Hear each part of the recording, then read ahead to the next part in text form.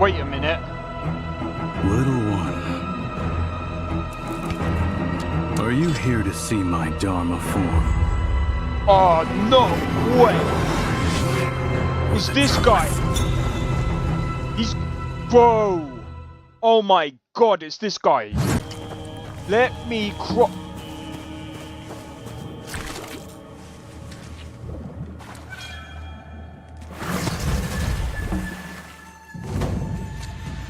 Bro! No! Fuck. What the fuck was that?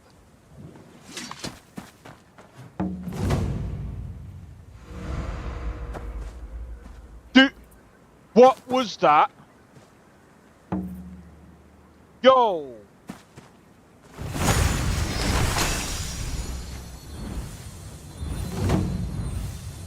Oh, Jackie, how's it going?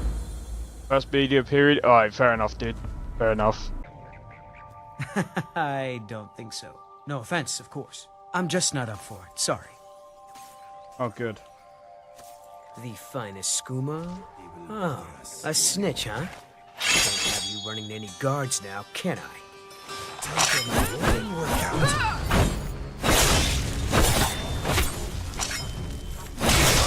Well, I think.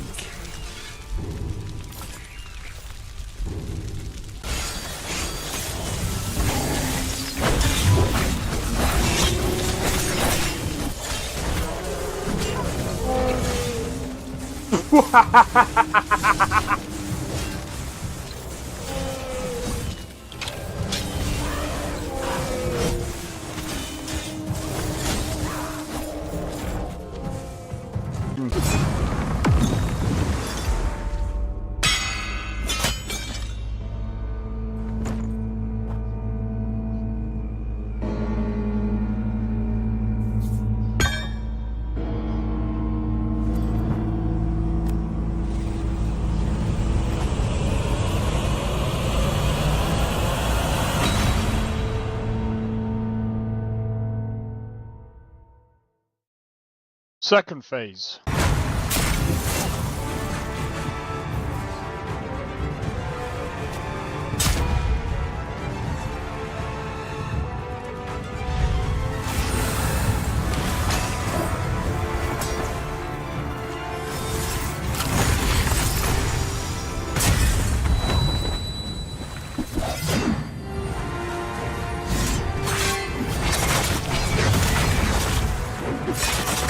Yeah, this boss is insane, bro.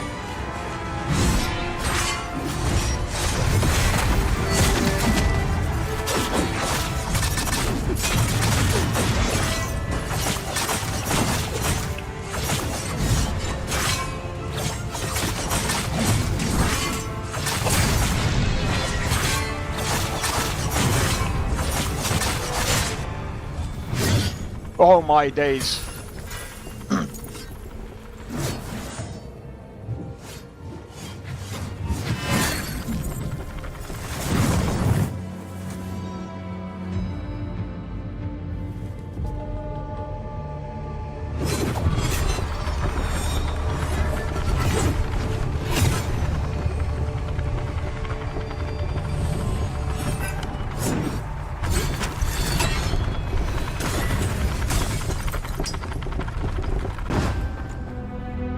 Third phase.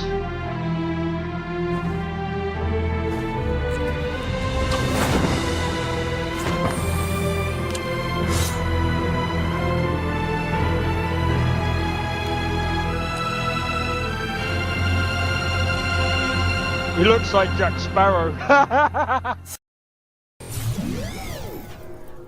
Yo, it's Xeno XP. We are back with another live stream. We are doing some Fallout.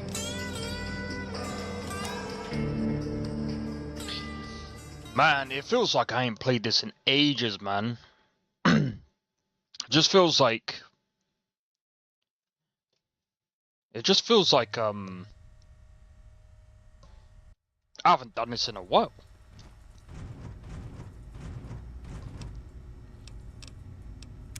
Alright, so here's what we're gonna do. Firstly, turn this off.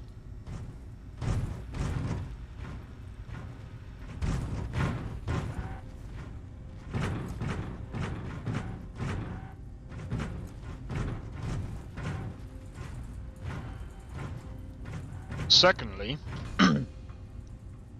before I play the game, I need to check something real quick.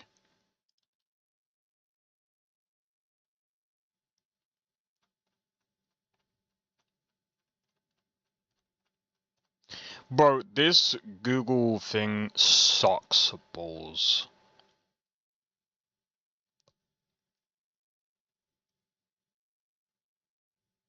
Jackpot! Where's everyone going? Bingo? Bro.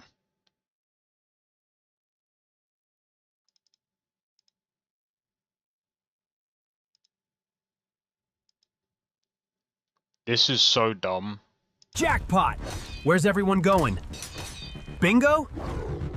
Keep up, rookie! I've had worse Mondays. They can't generate a decent frickin' video, bro. Don't bother.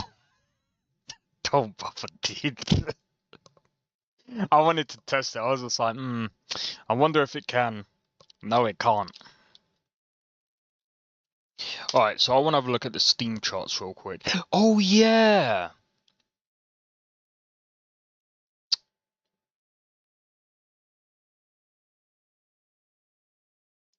We're getting, so there is news. Speaking of Wind Rose. I'm just gonna close that because that's stupid.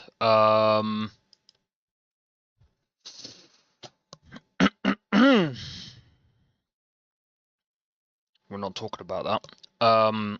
Because I have no clue what's going on with that.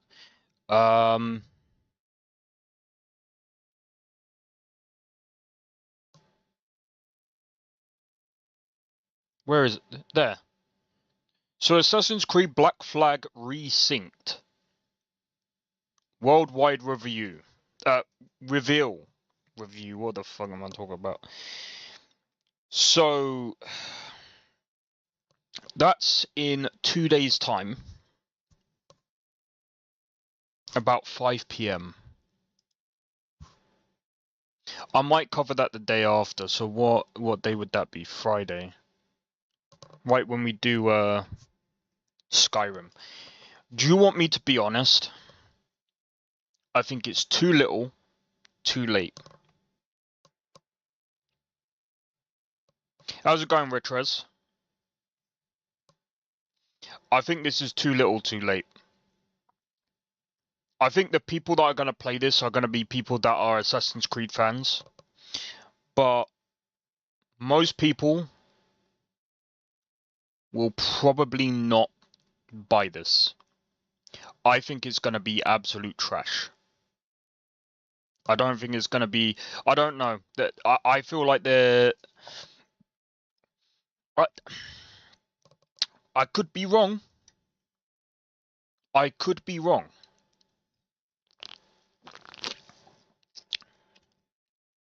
I just feel like Assassin's Creed Black Flag is not going to be good. Like, not remake. We want to be fancy with names. If you want my opinion, I just think they just want to be fancy with names. Is there any more information about this, or is it just... Let me look into this a bit more. I don't know why they bother.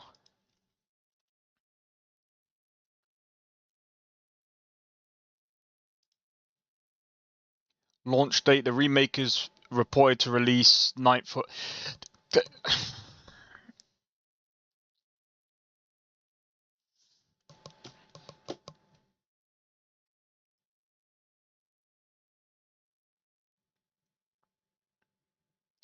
A complete visual overhaul with upgraded graphics and assets, aiming for a more realistic aesthetic.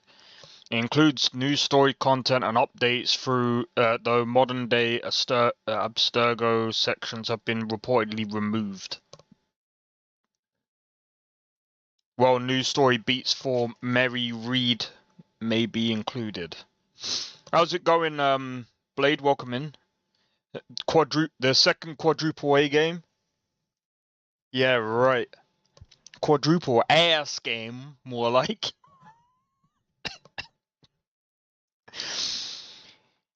Yeah, so we're getting this reveal on the 23rd. This is my second favorite Assassin's Creed game. Please, Ubisoft, don't screw, bro. They're gonna screw it up one way or another. But apparently the storylines or they're adding new stuff to it. The project is led by Jean Gouzdon, or however you pronounce it, the new head of the Assassin's Creed series, aiming to match the quality standards of recent entries like Assassin's Creed Shadows.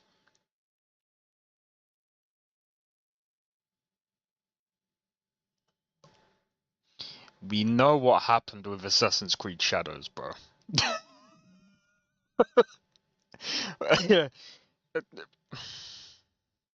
You want to go there? I mean, it was AI that said that, so we don't actually know if it's gonna.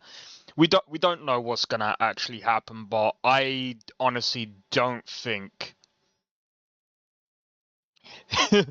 Here's a full list of everyone who asked for it. End of list.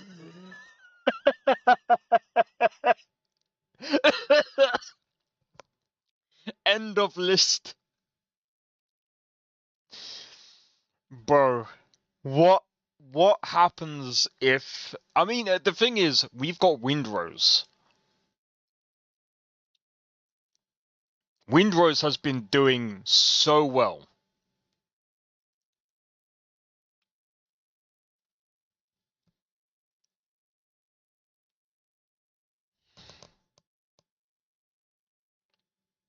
The question is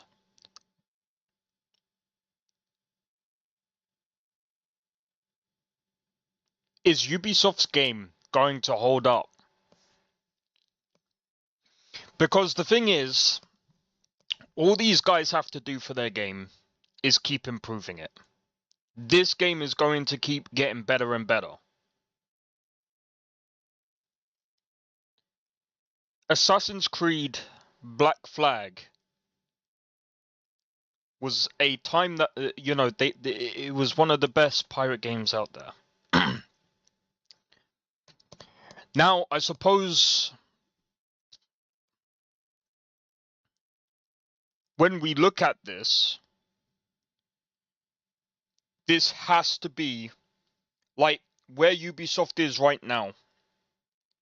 Ubisoft have to make this the best game this year. Like, they would need to make this game the best it's ever been. There can't be no slop content. There can't be no stupid content in this game. There has to be absolute bangers in this. But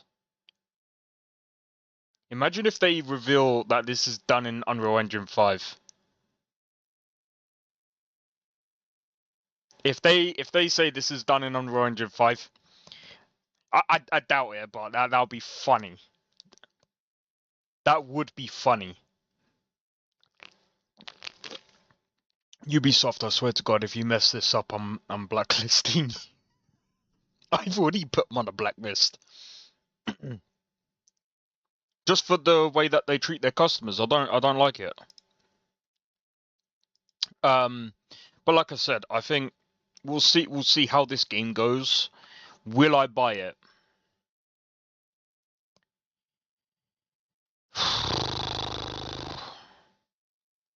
Would I buy this game? I don't know. I don't think so.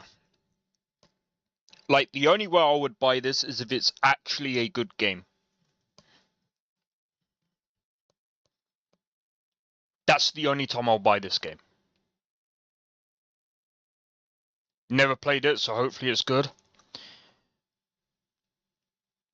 I've played all of 10 seconds. Now you're probably wondering, why just 10 seconds? Well, you see,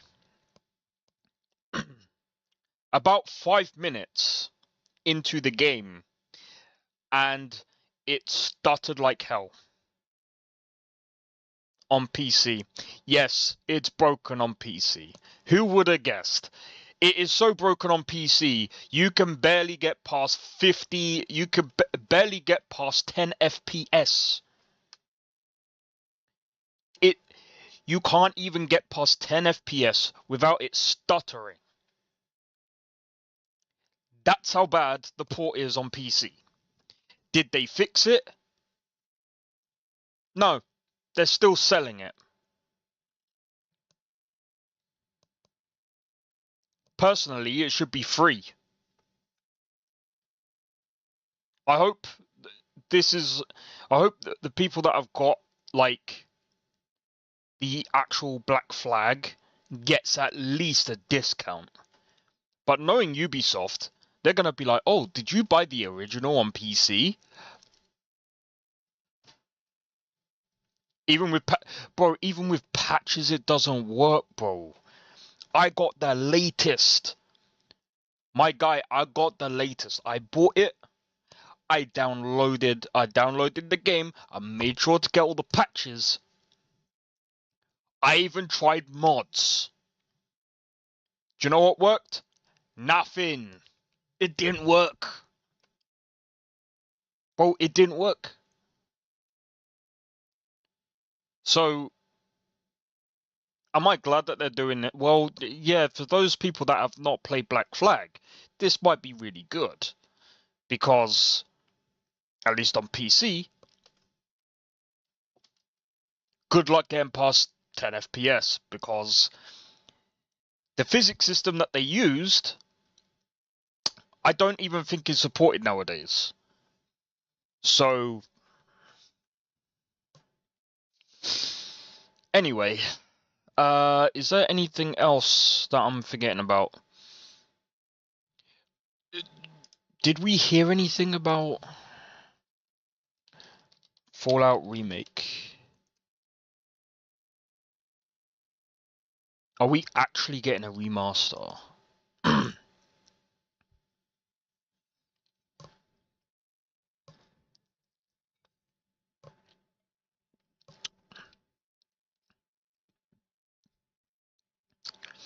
But this time, it didn't. Exactly. I have a feeling we might, probably not till next year. I don't know. People think that we're getting a Fallout 3 this year, as it says here. But you could be right. It might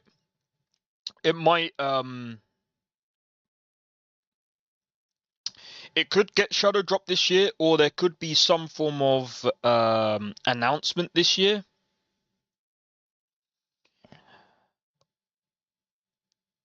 But if I'm honest, like, would I be looking forward to a Fallout 3 remake?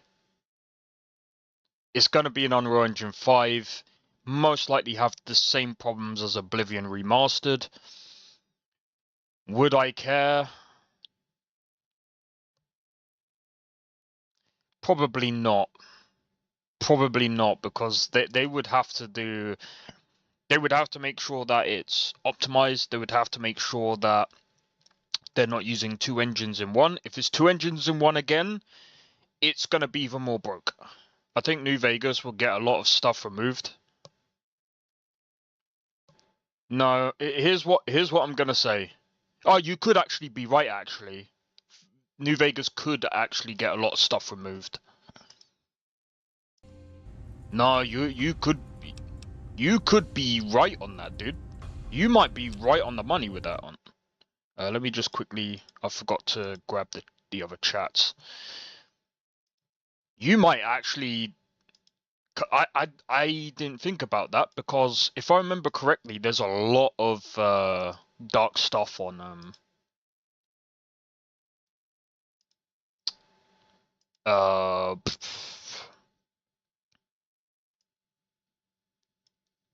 New Vegas.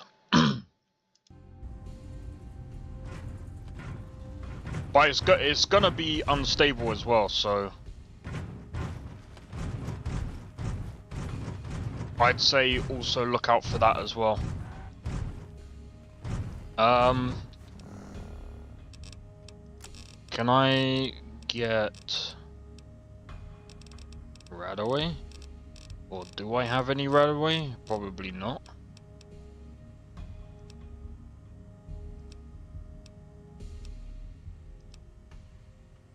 Anything permanent I'm gonna use.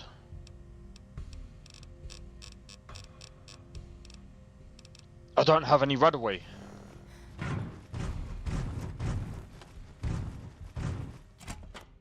Hey guys, Virtuous haven't updated Oblivion Remastered in a year. Here's why. Yeah. Because no one plays it. And they've abandoned it. Nah, I'm joking. You actually...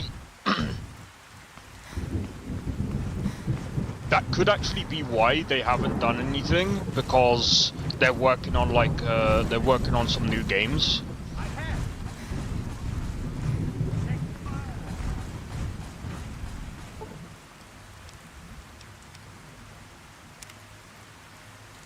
Right, we're gonna sleep for 19 hours. Hopefully it gets rid of some of that. Are you kidding me?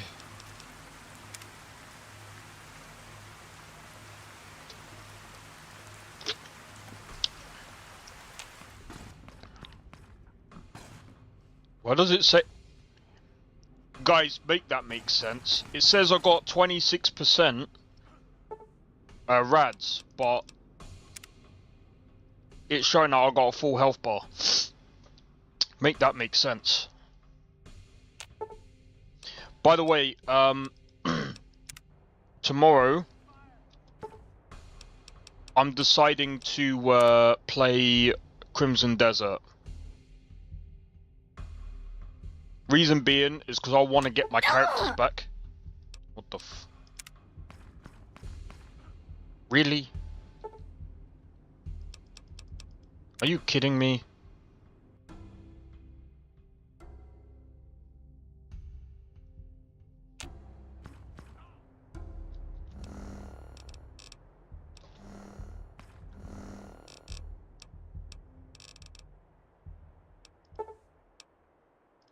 Oh, I thought I did.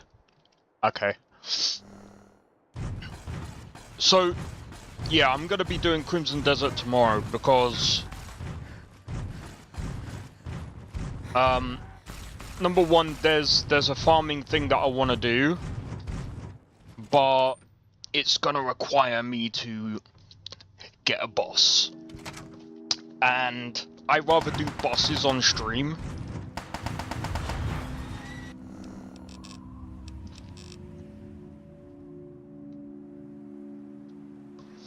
Oh, guys, give me a minute.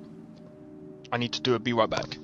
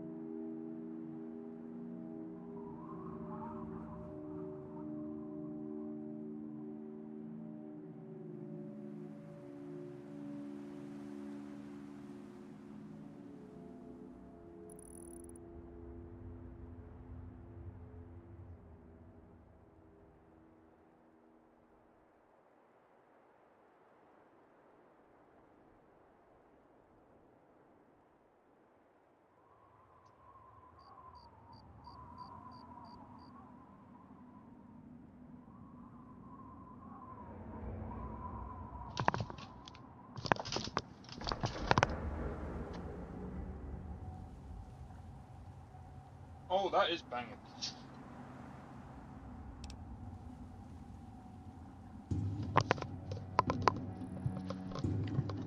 Sorry about that. I got my lunch.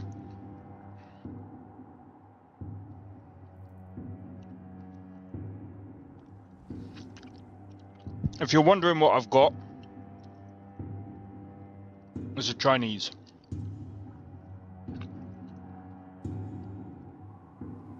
And it's banging.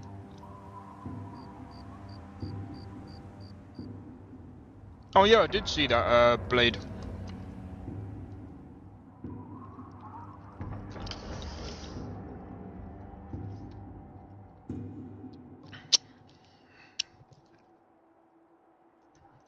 I did see that.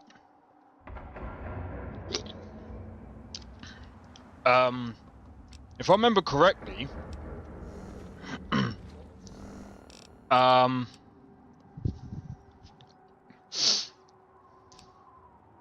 oh wait.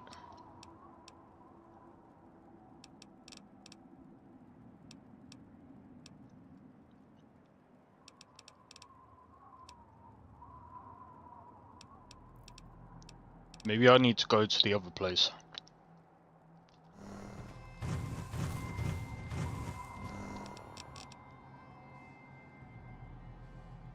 Let me pull out.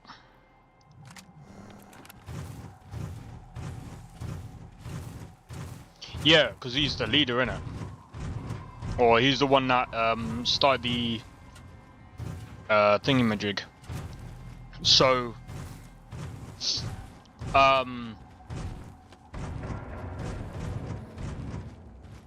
is there...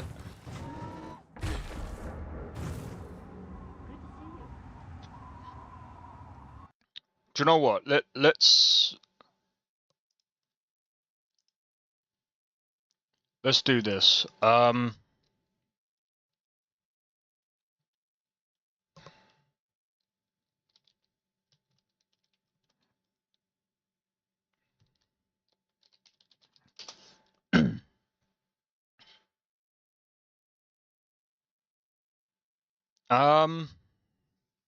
It's a whole hour.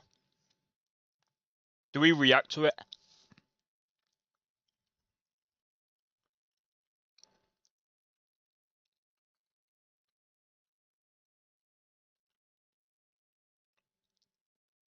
It's a long time.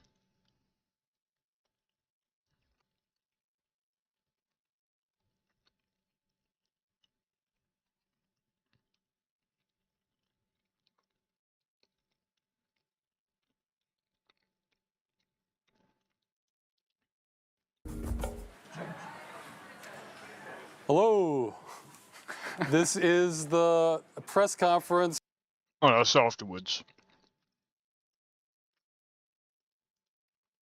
And we come now to the public hearing on the European Citizens Initiative, Stop Destroying Video Games. I always find it very fascinating when citizens use the initiative and collect signatures all over Europe, bring them to Brussels. So I'm very much looking forward to the hearing. We do 1 minute of technical break, so everyone who doesn't want to stay here should leave the room now, and then we start with the hearing. All right, ladies and gentlemen, please take your seat. Dear colleagues, I'm glad to co-chair this joint IMCO-URI hearing in association with PETI. On behalf of the Committee on Legal Affairs, I warmly welcome the efforts of the organizers of European Citizens Initiative to engage citizens in shaping. all right. Let's start it from here. With Mr. Ondrushka.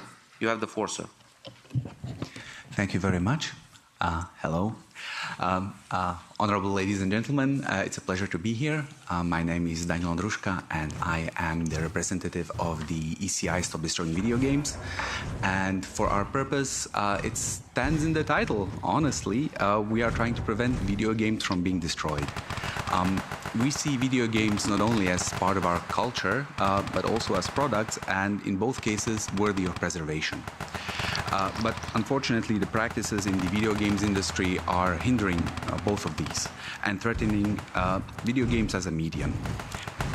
What we hope to achieve today for you is to explain the problem, what we have done to try to fix it at least, and why we believe new regulation or new rules are necessary. Just as it was mentioned in the beginning, we are representing European customers and consumers who have not had a voice on this issue for a very, very long time, and therefore we are very, very thankful that you are hearing us out today. And I would say that we could start with the slide deck, and I would then hand over to my colleague Ross Scott.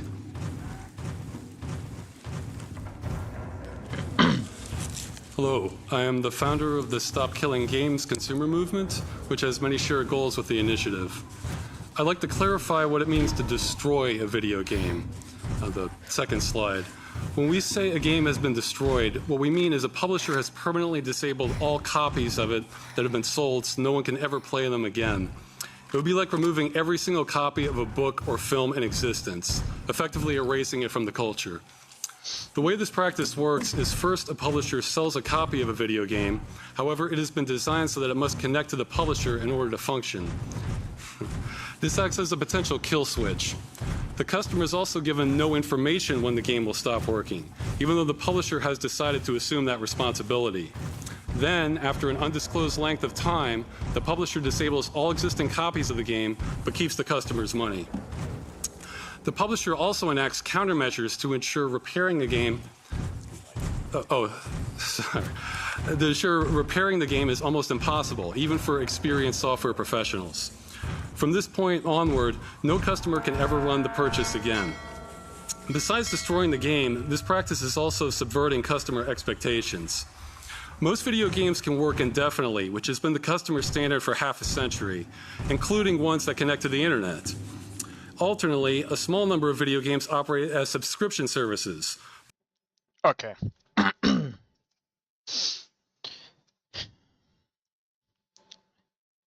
Most games work indefinitely.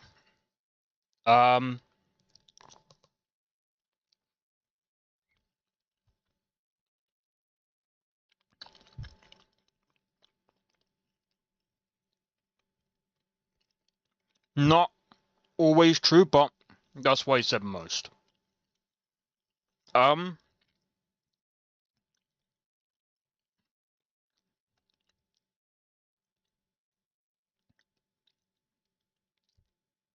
This is what I will say, because there's so many people that say, "Oh, if it's an MMORPG, then they should allow their customers to run a private server to keep the game going."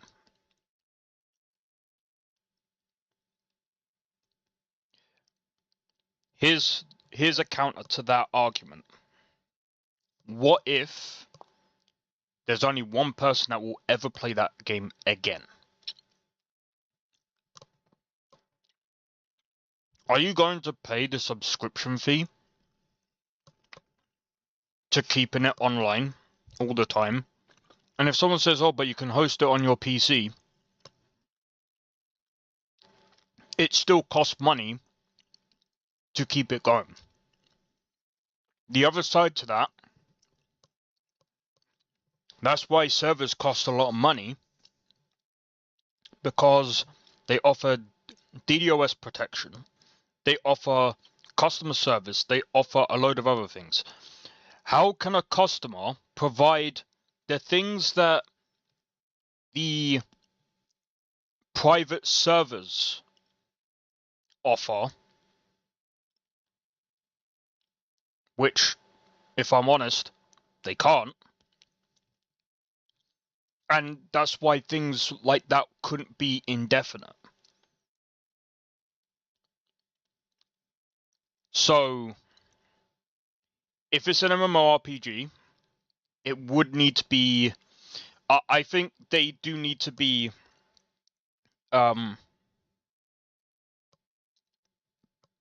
made differently going forward. I think the games that we had before, even if they shut down over time, because inevitably it will. I don't think it's going to stop old school RuneScape or World of Warcraft.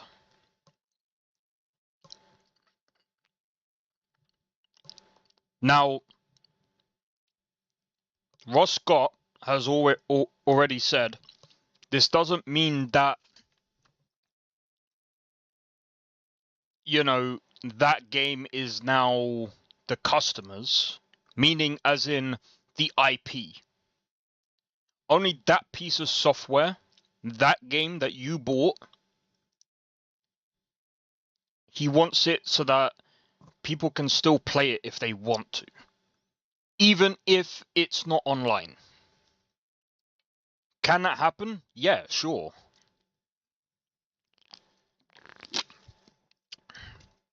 But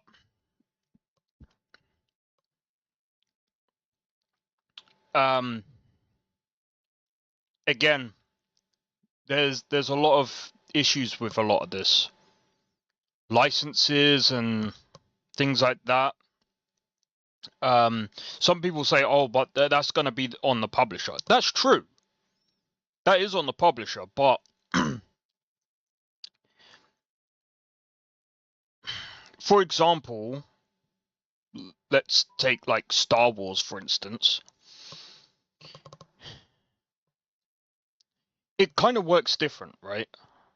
Because not every game is made the same way. Every game is... There's licenses to certain things. This is why source code can't be released. I know that's not what this organization is on about. There's so many things that, you know, you kind of have to tread carefully as a customer and developer or publisher, where, and again, this is what I'm going to say, because I think, personally, Ross Scott is right.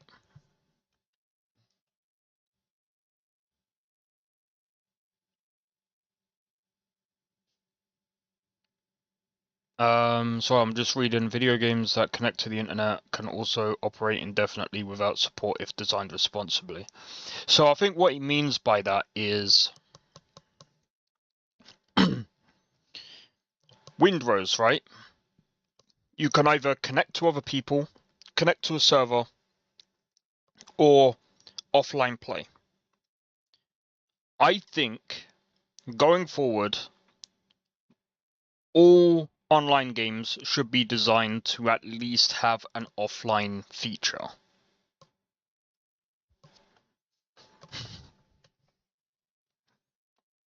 And yeah, I also think that Where Winds Meet could do that as well. And I think, personally,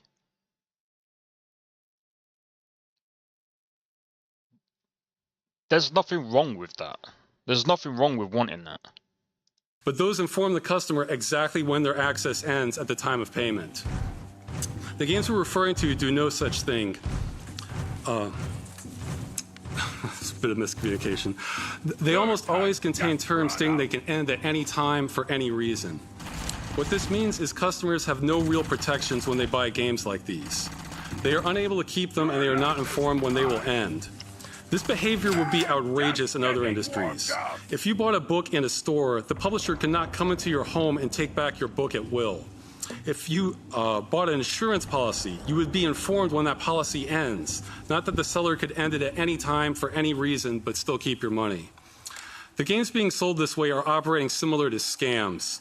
Publishers know customers expect video games to last, so they sell these in the same way as ones that can work forever, as a one-time purchase with no expiry date, then price them the same. Publishers know that if customers were informed exactly when they plan to disable their games, that would reduce sales, since the longevity of a game affects how much customers are willing to pay. The industry is trying to have it both ways, finding ways to say they're selling you a game that they're not selling you. This creates confusion for everyone involved and is part of why it's taking customers so long to get exposure on this practice. The legality is also unsettled. Earlier, members of Parliament assisted us in asking questions to the EU Commission about how legal the terms and game license agreements were, especially being able to terminate them at any time for any reason. The Commission stated Directive 93/13/EEC prohibits unfair terms causing a significant imbalance in the parties' rights and obligations to the detriment of consumers. The Commission also recommended consumers file complaints with businesses across member states through the European Consumer Centers network. In 2024, we had volunteers across the majority of EU countries submitting complaints against the French company Ubisoft for disabling the game The Crew. The responses we received from the ECC network were extremely inconsistent. Some officials said there was nothing they could do. Others said the company was required to run the game indefinitely, which is unrealistic. But the majority stated there was no clear regulation on this practice. We were independently able to get thousands of complaints submitted to consumer agencies in France and Germany, but there still has been no decision on them on the legality either. To the best of our knowledge, no one in the EU has ever been compensated for this and hundreds of other titles. In short, governments in EU countries are not sure how to handle this situation, and customers are overwhelmingly not being compensated for the loss of their purchases. It is an ideal situation for clear regulation. This is not a new practice. It started approximately 2005 and began negatively impacting customers for them around 2010 onward. However, it often affects a minority of customers whose complaints can get lost in the system. It wasn't until a large case affecting millions that any attempts to get government attention were possible, and there still is no answer. The EU Commission says this must be handled on a case-by-case basis, but this practice is extremely widespread. Future slides. We have formed an amateur study examining over 1,100 video games that require a connection to the publisher. The majority of these have been deliberately disabled by the publisher, with many of the rest still at risk of being destroyed. Under the strictest interpretation of what it means to disable a game, the study found that out of over 400 titles, publishers disable the customer's purchase 93.5% of the time when ending support. This business practice is responsible for more destruction to the medium than anything else by an enormous margin. There is also a strong correlation between this practice and the size of the publisher, as most small studios do not engage in it, as it requires far more resources, work, and liability than they can handle. So even though this impacts a minority of games, it disproportionately affects customers due to the scale of the largest offenders. From sales figures, it impacts tens of millions of customers, minimum in the EU. This impacts developers as well. This may seem obvious, but based on interviews and feedback, we found the majority of game developers do not support having games they've worked on destroyed.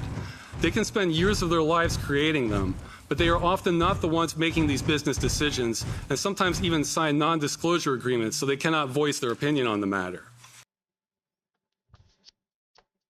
Okay. He actually... How's it going, Police Benji? Welcome in. 1,600 mods now, my PC will blow up. To be fair, it depends. It depends on what kind of mods you got enabled. But yeah, he brings up a good point. Many developers are overruled by publisher directives and they cannot make those decisions.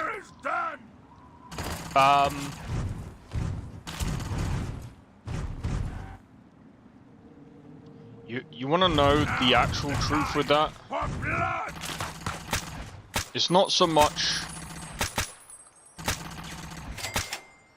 I get why he said that, but in a way, it's also the developer's fault for going that direction with the...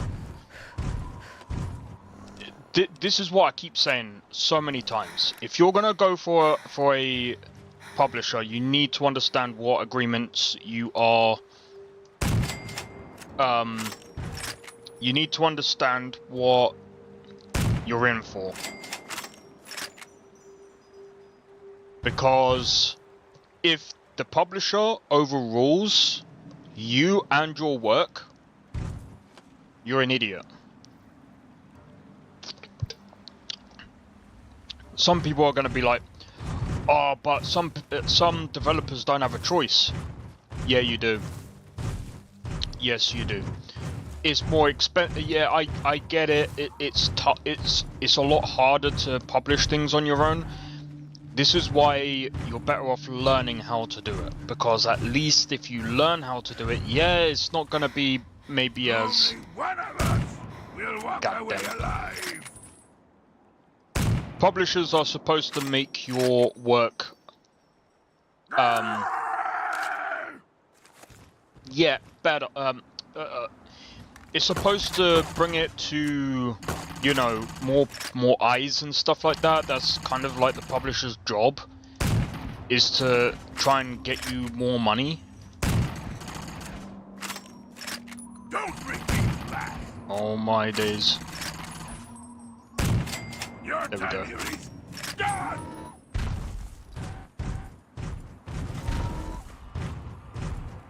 But I mean, again, it's why you need to read every contract that you go into. You gotta read absolutely everything. And I would actually go as far as to say, what the fuck is that?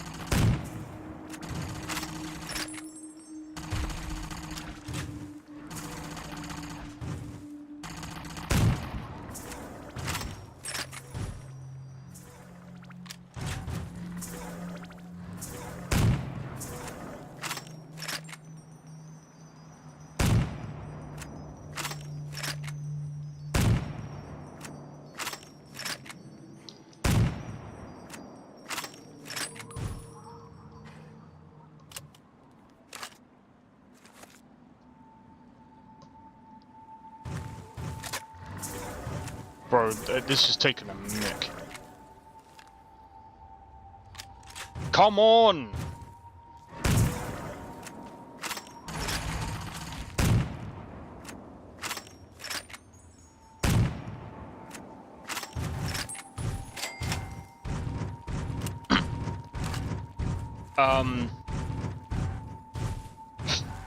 But yeah, if you've been working on a game for a long time, and the publisher says we can't afford to, you know.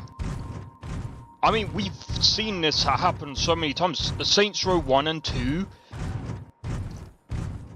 I'm pretty sure even their source code has got destroyed. Or at least there's, I don't, well, not destroyed, but I like, no one knows what's happened to it. That's why they can't fix the game. Now,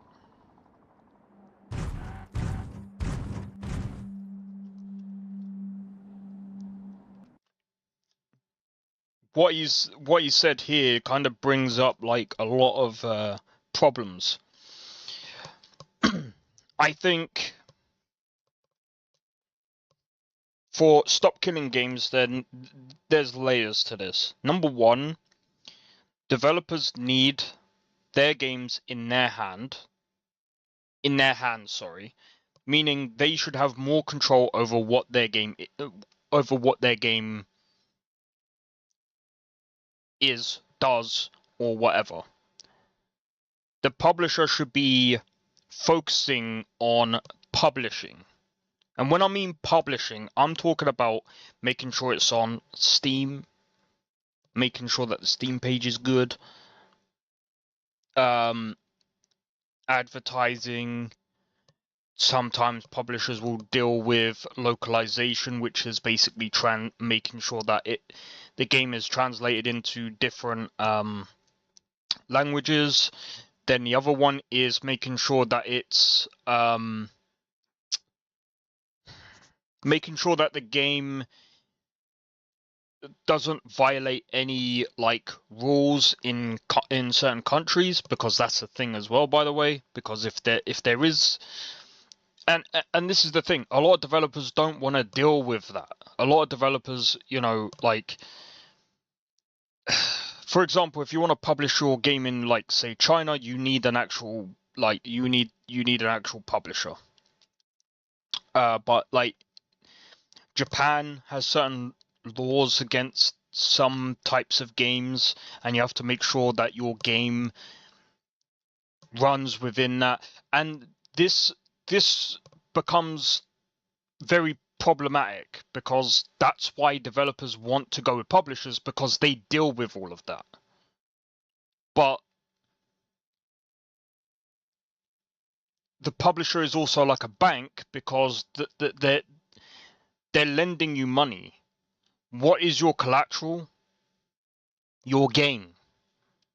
That's why they will have control of your game if it doesn't make enough money to make them money, because they have to make money on top of lending you money. That's literally how a bank works.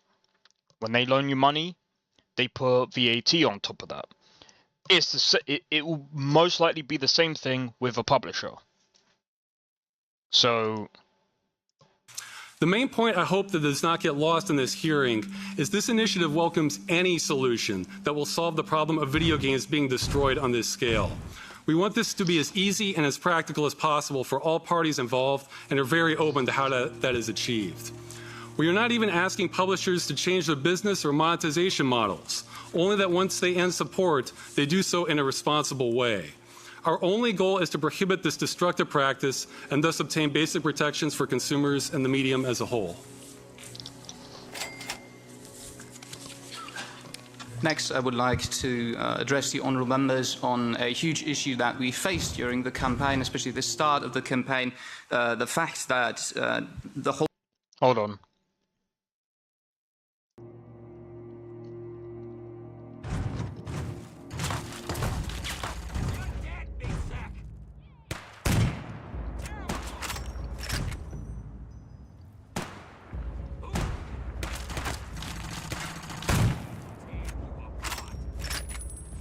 You getting up? No, I think you're dead.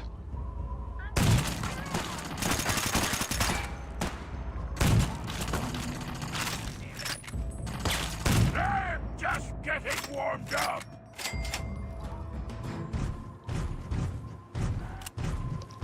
Sorry. See, and here's the thing, we are not seeking ongoing support from publishers after a game is discontinued. We understand not all game features may be operable in a discontinued game. We are flexible on specifics and implementation by publishers. See, everyone's like, oh, private server, private server, private server. That's what this movement is about. No. Even states there, that's not the case. I don't think private servers are a actual solution, because you have to question yourself, why did the game get discontinued to begin with? That's the question you need to ask. Why did the game get discontinued? Well, there's multiple reasons as to why they get discontinued. Right? What's one of the main reasons? It's the obvious one. No one's playing the game. If no one's playing the game, why should they why should they maintain the game? Oh, because they should. No, that's people have this fantasy that games should be going on, like the developers should be maintaining these games forever and ever and ever until the end of time, or allowing people to use private servers when you're gonna have the same problem. If no one's playing it, there is no point keeping up a private server. And if someone goes, oh, but you can run it from your PC. Hello, dickwad, what is the point of it running on your PC? You're going to turn off your PC at some point. So that means you're not going to be running a server infinitely until the end of time. Let's be honest. Like, we've seen this I've seen it so many times where they go, oh yeah, I'm gonna host my... I've seen this, by the way. I'm gonna host the game, and we're gonna keep I can't even remember what the game was called.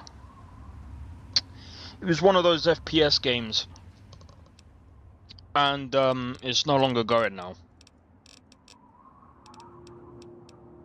But it makes sense because literally no one plays it. That's fine. Like there's nothing you can do for a game that is dead. Once the game is dead, the game is dead. However, what they're proposing is that they disable features instead of redoing the game or redoing whatever. They just basically have it in a discontinued state. I mean, the thing is, they could do that with, say, for example, like World of Warcraft or old school RuneScape. But here's what that's gonna look like. A very dead game. Is anyone gonna play it? Probably not. But at least you can still run the game and not have to worry about, like,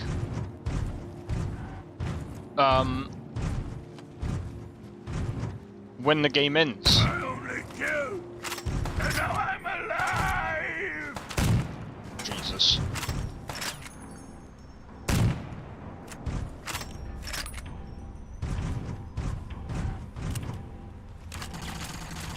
I'm in the worst position possible.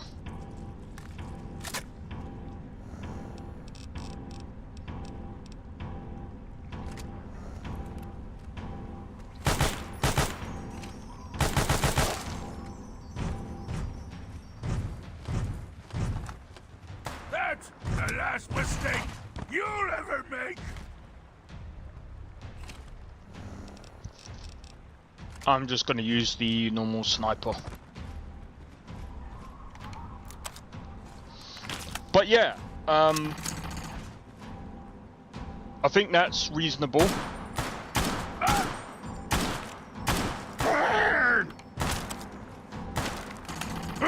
I think what Scott Ross is actually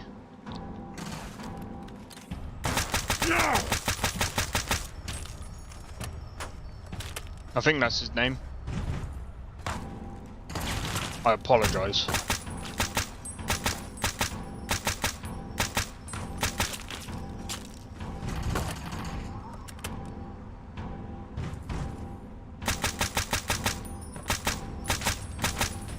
Now I release you!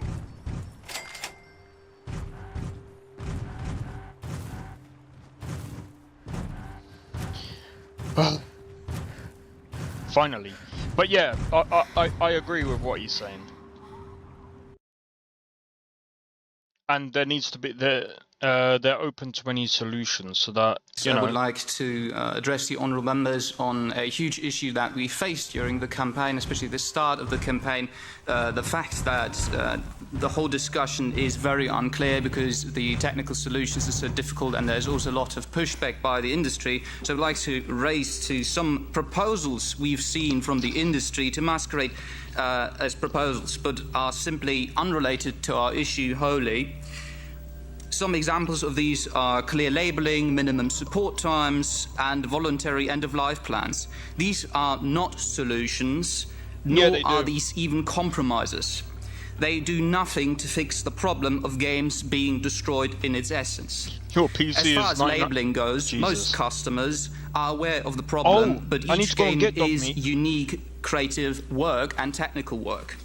There is no substitute for each one any more than a book or a piece of music can be substituted for another. Their uniqueness is the entire appeal. So customers can feel carried into license agreements they would otherwise never agree to because they have no other option if they wish to experience the game. They are agreeing in absence of any alternative to playing games. As for minimum support times, this Apologies. As for minimum support times, this is unrelated to our issue.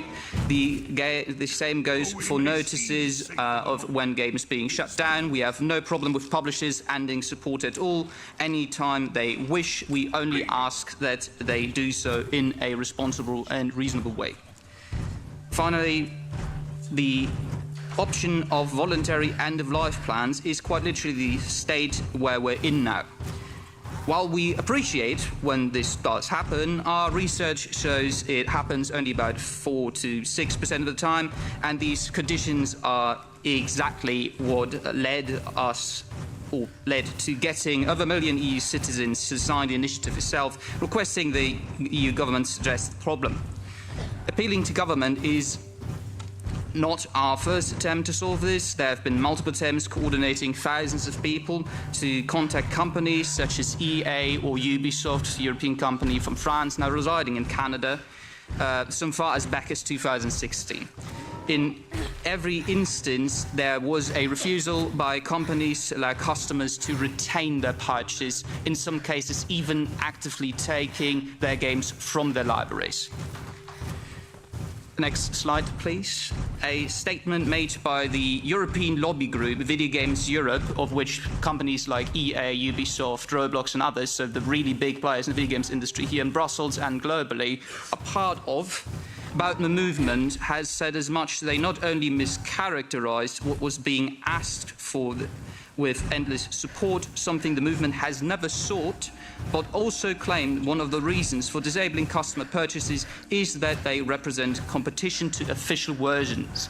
I translate this: it is a business model to shut down the game to get players to play their next game. Next slide, please. We're exclusively talking about games where official versions are disabled. In other words, the industry is claiming that customers playing old games could reduce sales for new games, thus they should be free to disable their purchase. Not only do we disagree with this reasoning, but we find this entire stance extremely customer hostile and unacceptable in regards to what the European Union outlines as its purpose and its track record of protecting its consumers and outlining clear market rules, so there is no uncertainty for companies, which could also harm innovation, especially for smaller studios. Their stance has been very consistent that customers are not entitled to keep their games purchases, nor be informed when they will be taken back from them. We're happy to work with publishers in solving this problem in any way that addresses their concerns, but there's been a flat refusal by the publishers, and I must press this: there is no monolithic industry. It is the big publishers in the most part, and even there, from Poland, GOG, the creators of Cyberpunk are an exception to this issue, large exception to this issue. We have exhausted all other avenues for trying to get this problem solved, hence why we're here today.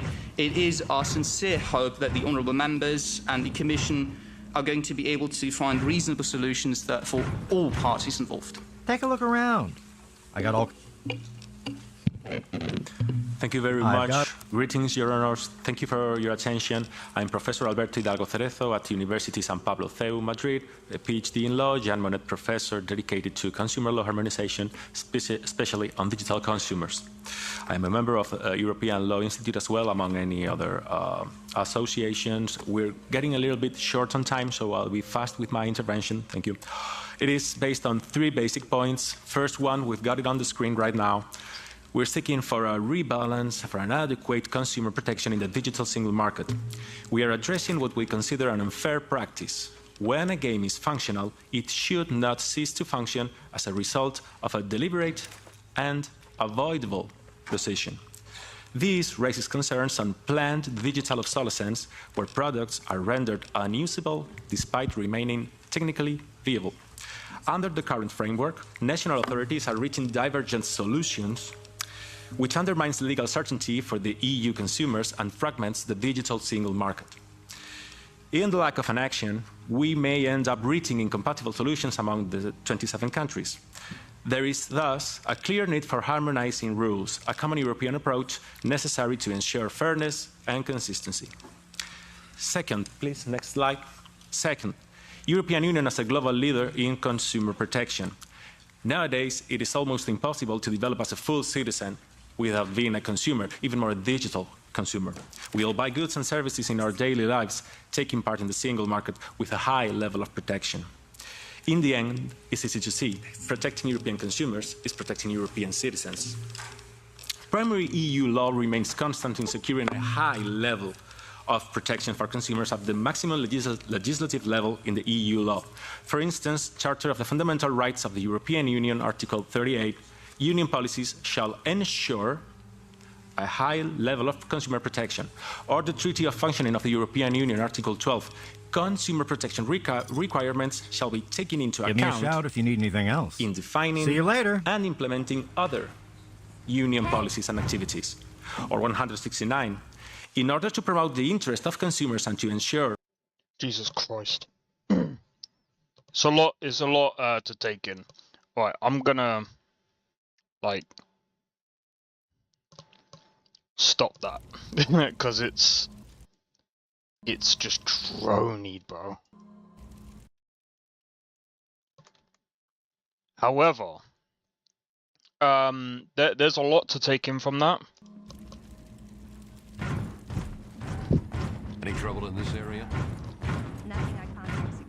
However, I'm glad that is actually being addressed because I forgot to mention this. I remember buying H1Z1 and that is no longer in my library anymore.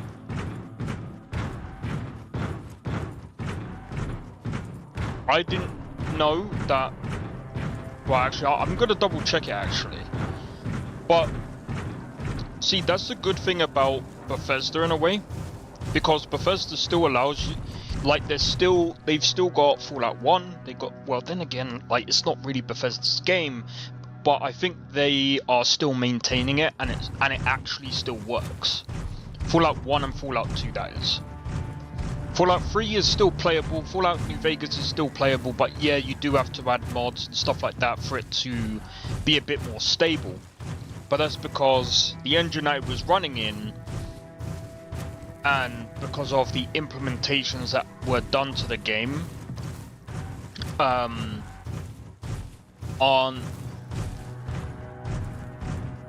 modern. So it's like, it's kind of hard for I'm here, at your back.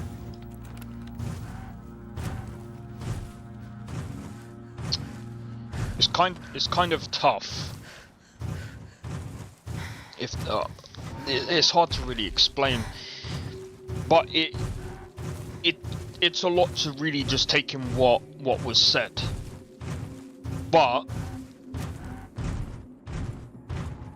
the interesting thing is, I do want to know what's going to happen with online games.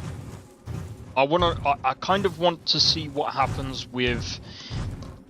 I do want to see again games being preserved. I just think that private servers are just not a solution because, let's be honest, private servers will still introduce the same problems. And we all have to understand this, because once the private server is down, that's it. There's no playing that anymore.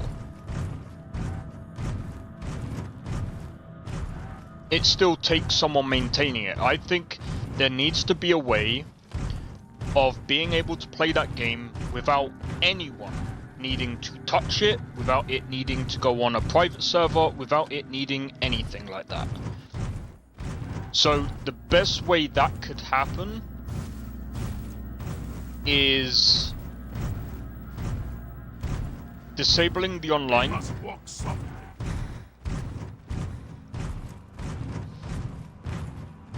And just keep it playable in that, you know, limiting the features, I think, is the way to go. Yeah, it is the way to go.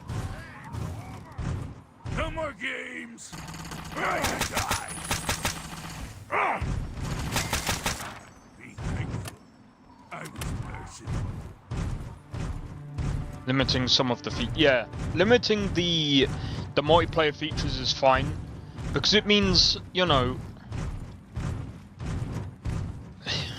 especially like if you have a look at Elder Scrolls Online, you could probably still play that game without people being online. But, you know,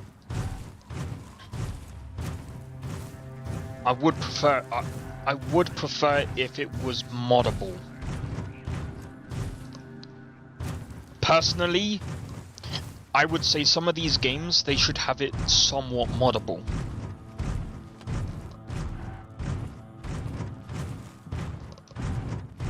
Because if you have it at least moddable, then it's like,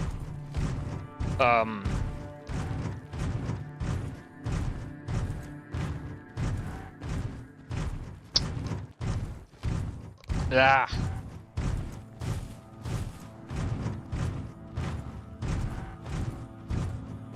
Then the customers can, you know, adjust the game to however they would like it.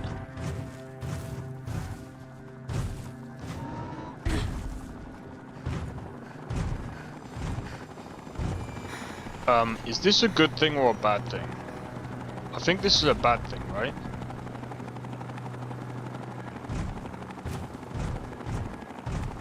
Yeah, it's a bad thing.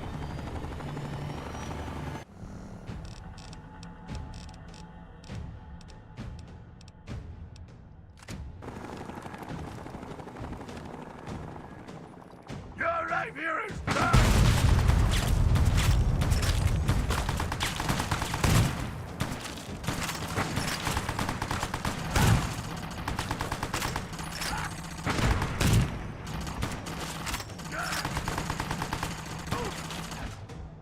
Don't die on me, dude.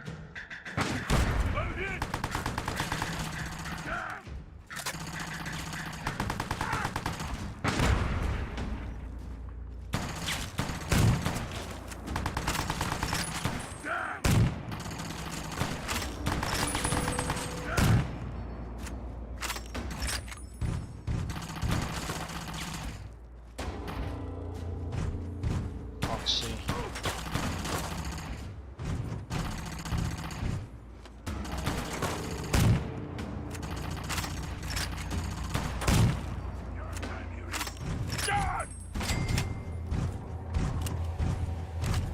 I didn't even know they could. I didn't even know that they come in like that.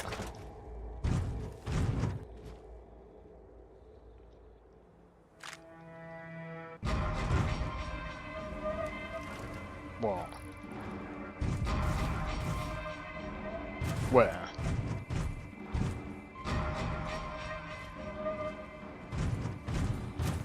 who's there? Bro!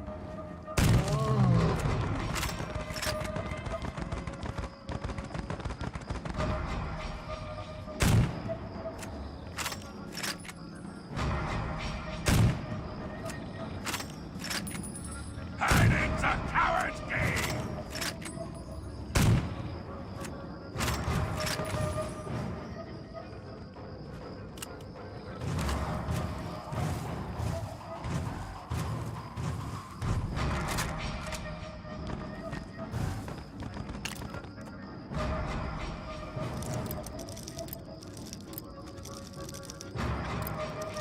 Obviously, I'm not opening that cage.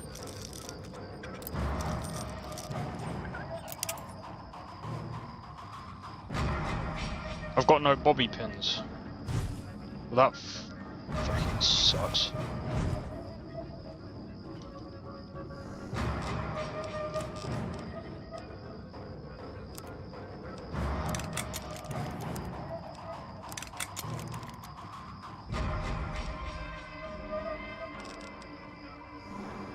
Hiding's a coward's game.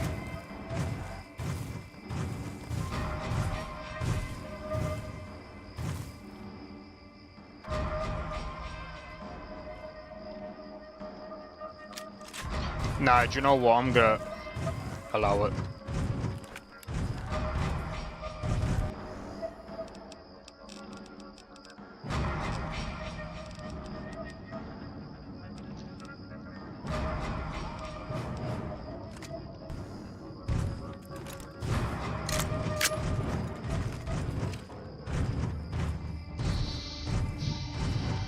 But yeah, I think you're right. I think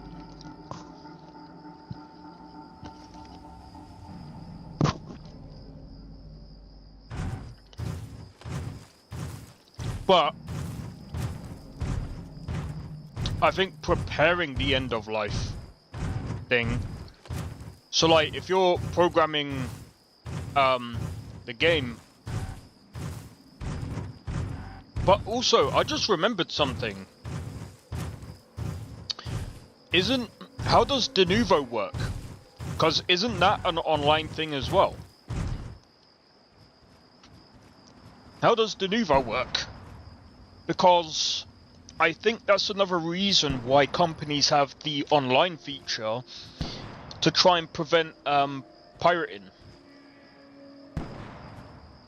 Of course, it doesn't always work. We all know that.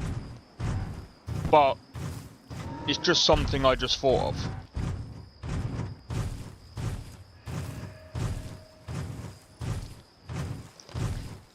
I can't remember how de novo works. Because if de novo works in the way that you always need online, then that's not good. Well, for them.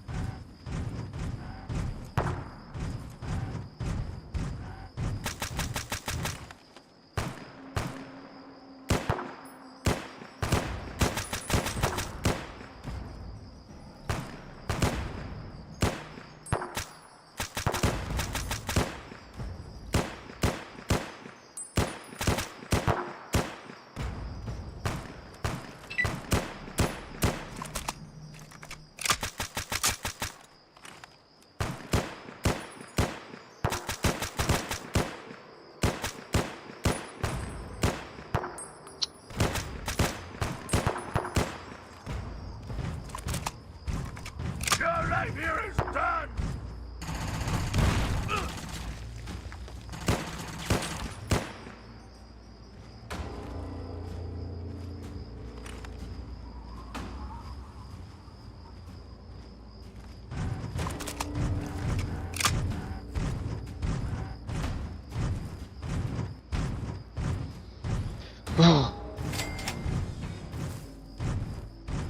Your time just ran out.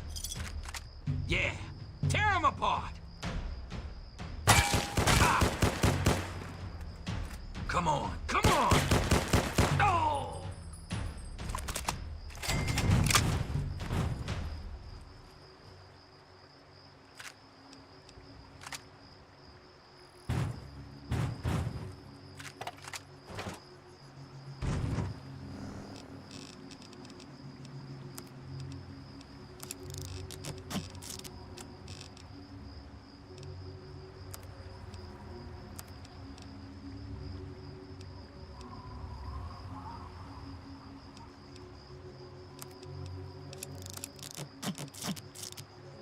Alright. Onwards and upwards. Actually, I just realised something. I'm so stupid. Give me a minute, guys.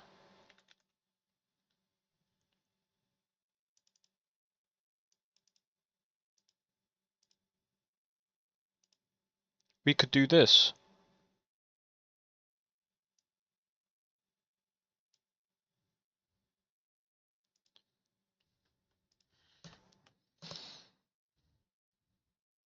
How?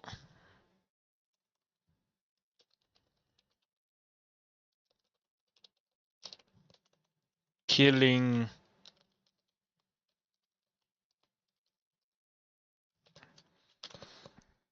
I don't know if it affects it at all. I could be interconnected through the the technical and economic challenges of game preservation, which complicates the removal of anti-piracy. Okay. Denuvo integrates deeply into game code to delay cracking, making it difficult to disentangle from the executable. The initiative requires developers to spend valuable time post-launch. But don't games have licensing oh yeah, there's a cost when using Denuvo. Has shifted to a subscription model, meaning publishers pay ongoing fees, while the initiative encourages removing DRM to preserve games. Well, because they have to pay ongoing fees, Denuvo would only be used for a certain amount of time before being disabled. Because I can't see them keep using Denuvo even past, like, because after a certain point there's not going to be many sales. Without initiatives like risks become unplayable if servers go down or licenses expire, as a DRM may require online verification. Okay. There is a debate whether stripping Denuvo at end of life encourages piracy. No, okay. Piracy. Why pirating happens a lot is to do with an economic challenges. Like, for example, in Brazil, how much is it to buy, like,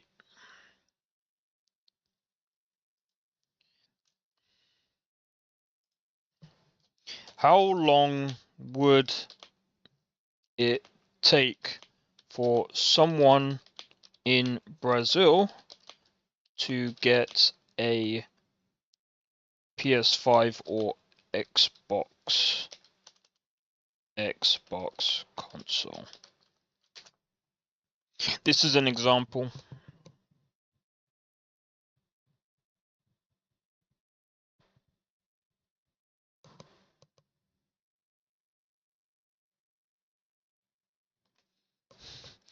I mean, in terms of their income.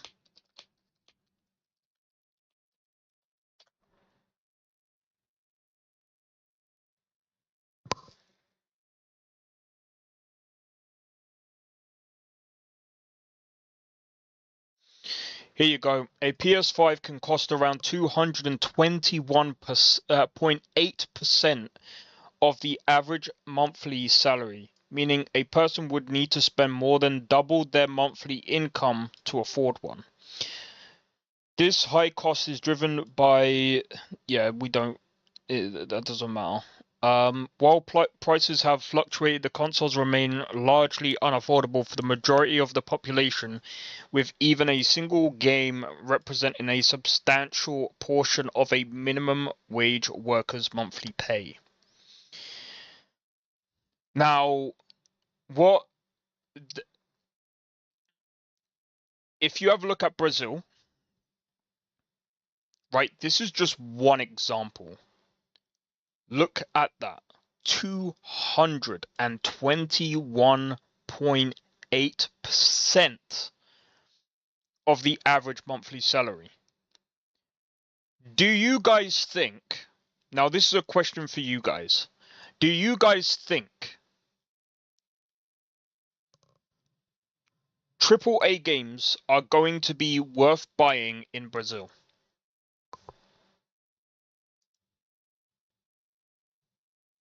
Where do you think these guys, what kind of, like, with their monthly salary, what do you think they're going to buy? Food, rent, drinks, survival stuff. A PS5 costing 221% of the average salary. monthly salary is absolutely ridiculous.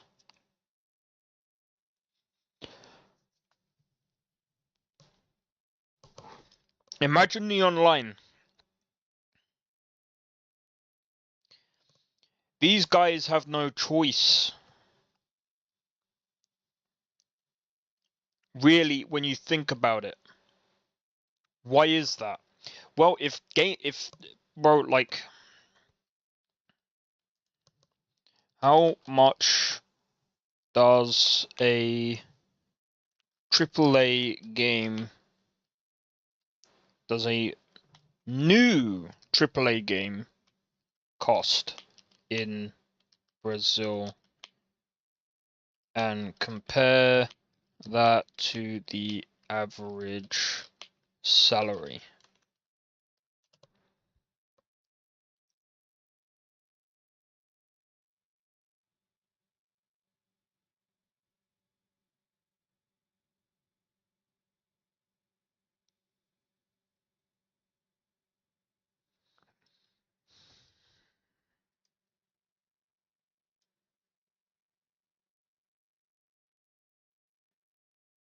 %20.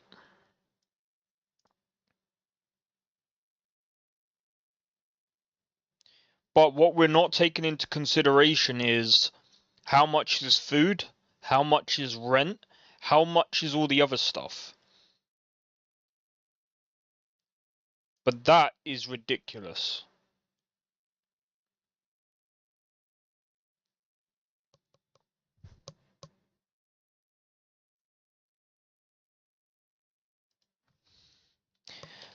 How much would it cost a month to live?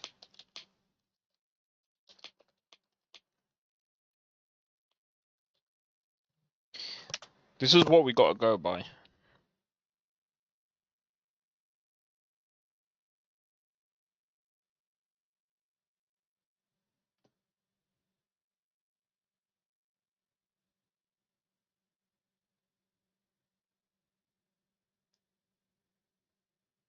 That's how much the average rent is. Oh, hold on. Means the average salary does not cover the average cost of living, falling short by about $250 a month for a single person. Basic expensive without rent.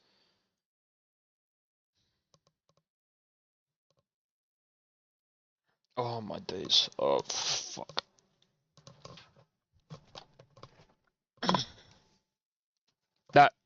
That's a lot of money.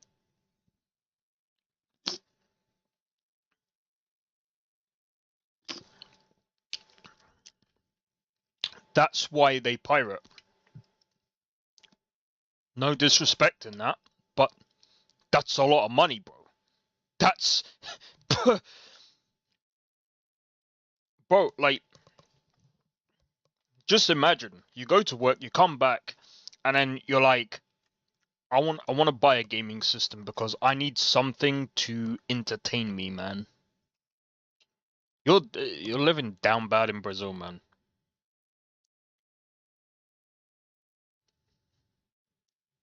That's a lot of money.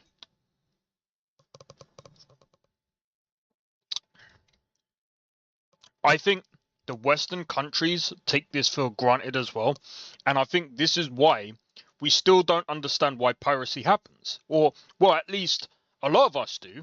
A lot of us know why it happens, but the companies don't. At the end of the day,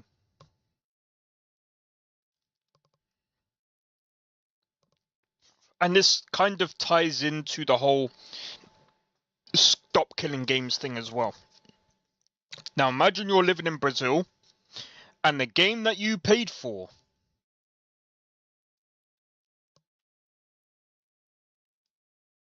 that costs between 250 and 400 Brazilian dollars, or I can't remember how they, I'm just going to call it Brazilian dollars, right? Imagine that. And the game gets disabled. Bro, 250 and 400 is literally, bro, that's a survivable amount of money. What I mean by survivable, I mean as in you can use that to pay rent, food, transport, and other utilities. Insane, bro. Some people judge them for piracy, but doesn't know the context. Exactly. That's, like, I didn't know this until I was watching Pirate Software. But now looking at this in context, it makes sense.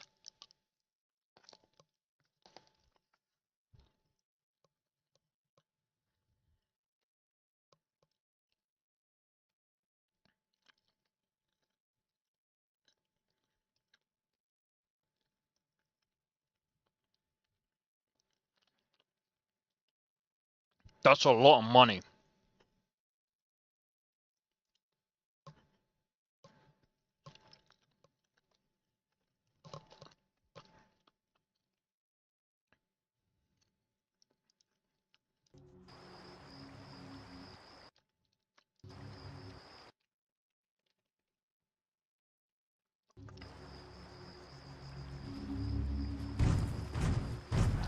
That's a lot of money, man.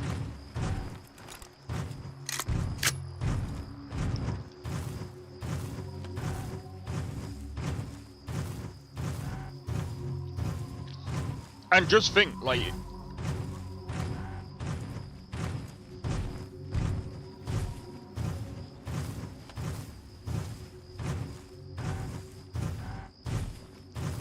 Stop Killing Games would also, it would also kind of help the Brazilians' like point of view as well, because as I've just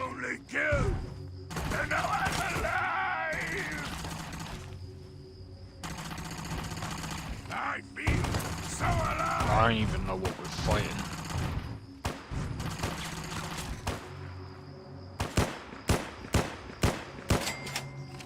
Right in the bollocks. That was barely a fight.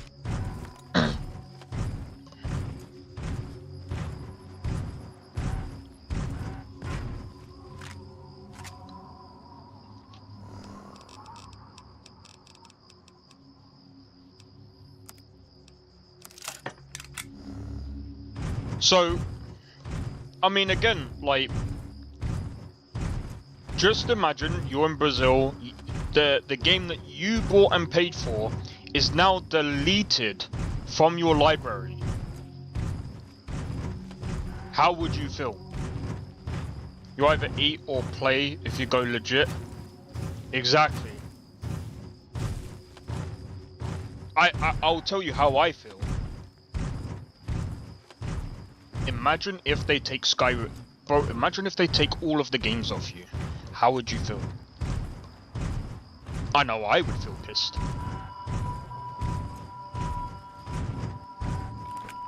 Obviously that's not gonna happen. But there is, you know, I mean, even Steam has said that they've got like a backup plan if anything does happen. But they're still hoping that it won't happen.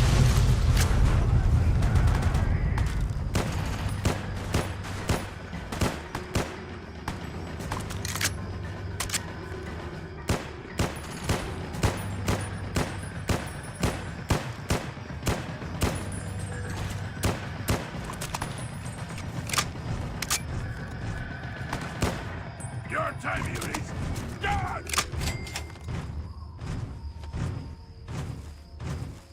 You guys are dickheads, you know that.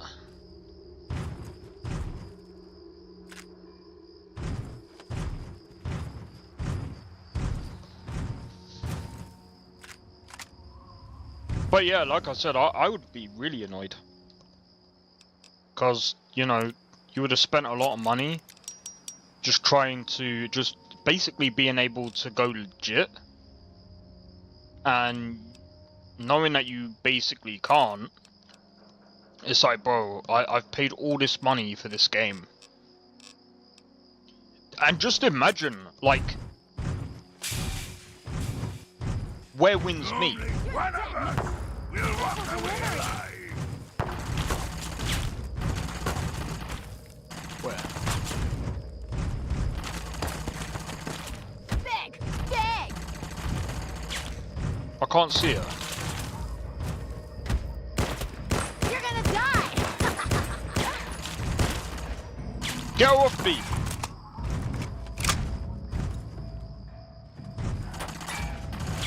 I feel so alive. I can't see her.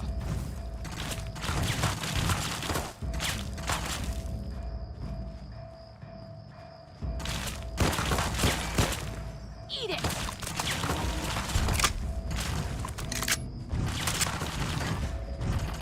I feel so alive. Big! Big!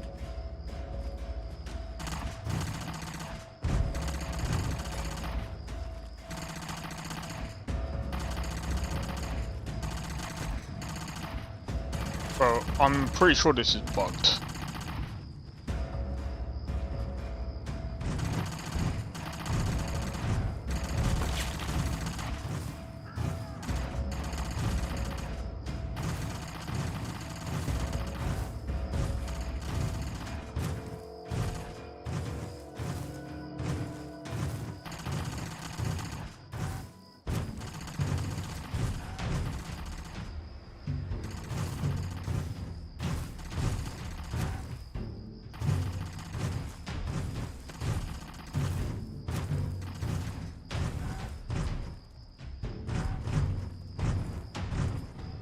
Go deeper into depression.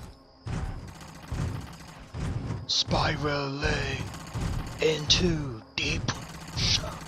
No, I'm joking. I don't know why I remember that song.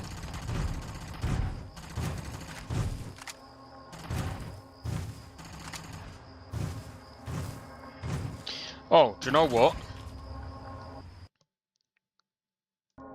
I want to try out this song real quick. I want to see how well this fits Fallout. How well does this fit Fallout?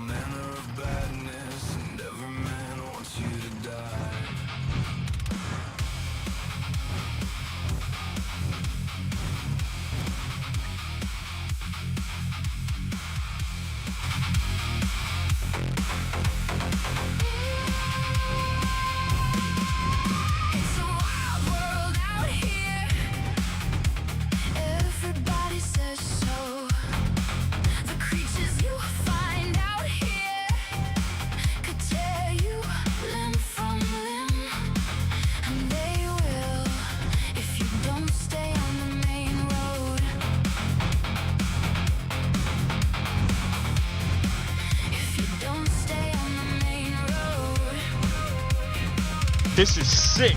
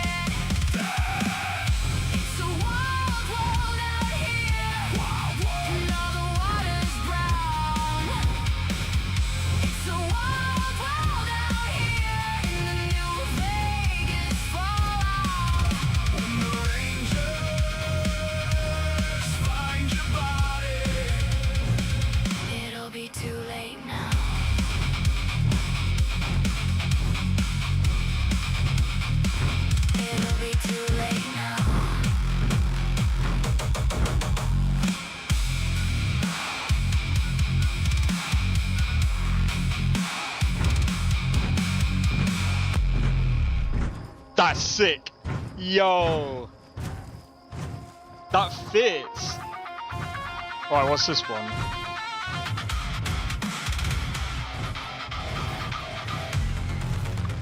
This is the second one. Let's see which one's better.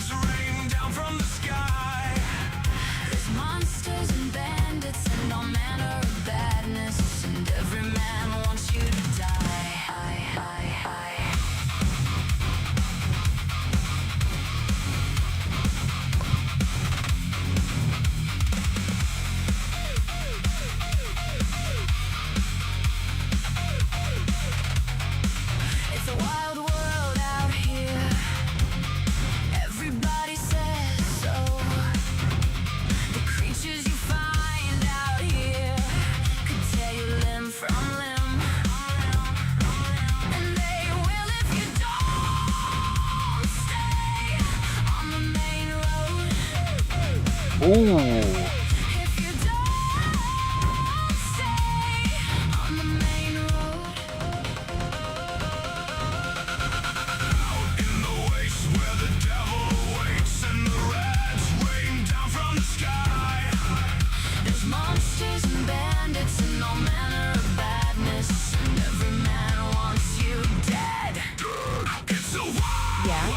What do you need? Sure, just be quick about it. It's a wild world out here in the New Vegas fallout. When the Rangers find your body, it'll be too late now.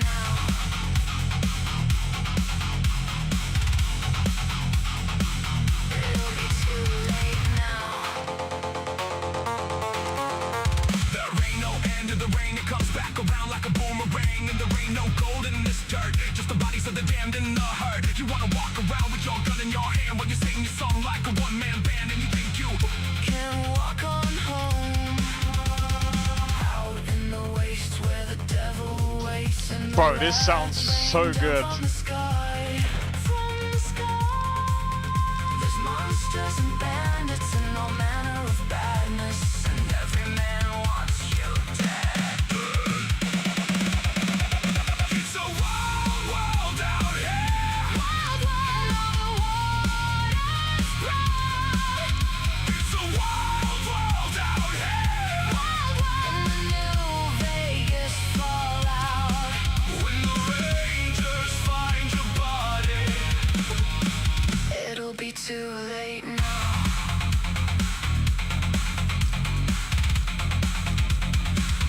It'll be too late now. Yeah, I mean, it's actually pretty decent, bro. I'm surprised.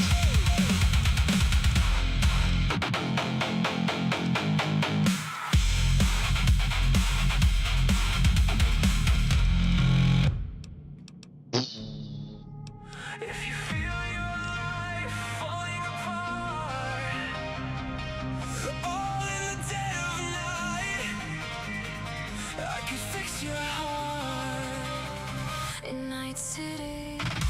Night City.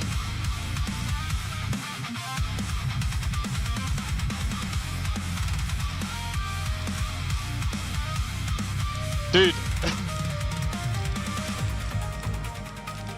In the dead of night, I'll fix your heart in Night City. People down in Night City.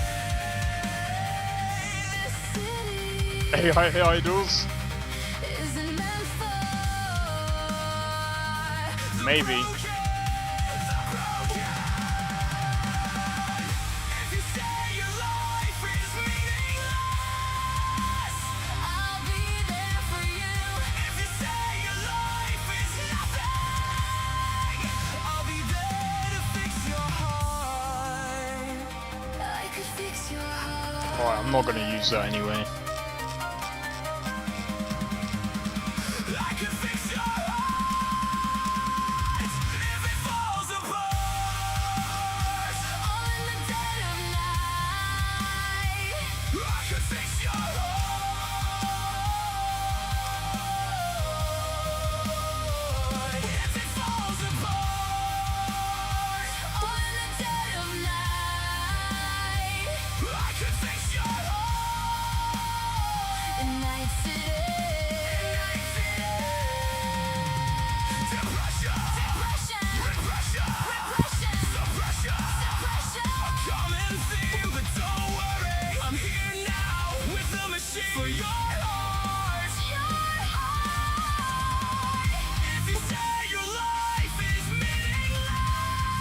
Hey, I like Matt's protest coming already. Oh, no, I'm selling a load of that bot. Gotcha. We'll see you next time. Lee, Steel be with you.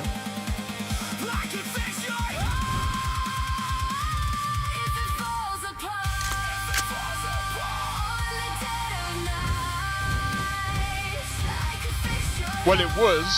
How's it going, Nestor?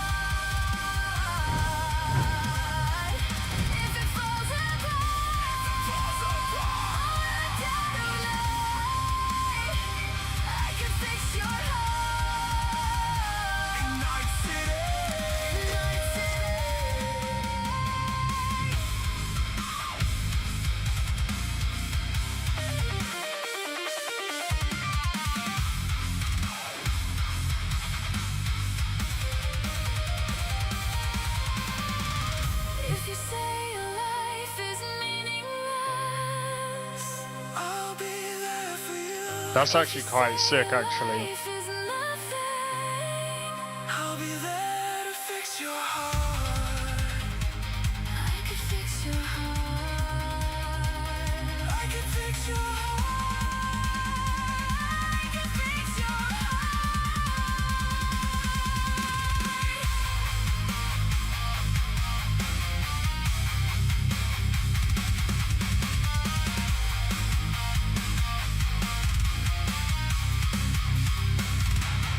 Yeah, this actually sounds good, bro. But yeah, I was playing this. So, because you came in a bit late, here you go.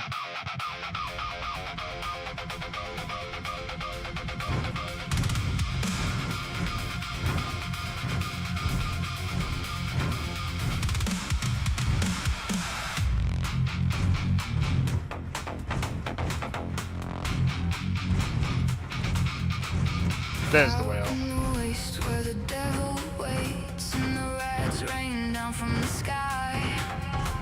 There's monsters and bandits and all manner of badness, and every man wants you to die.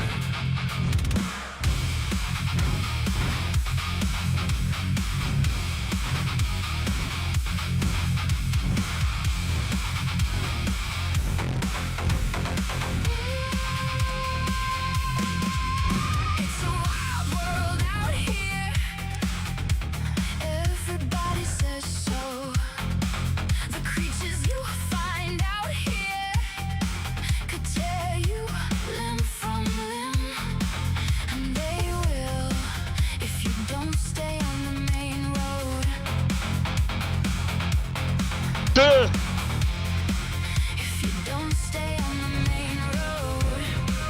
Jesus.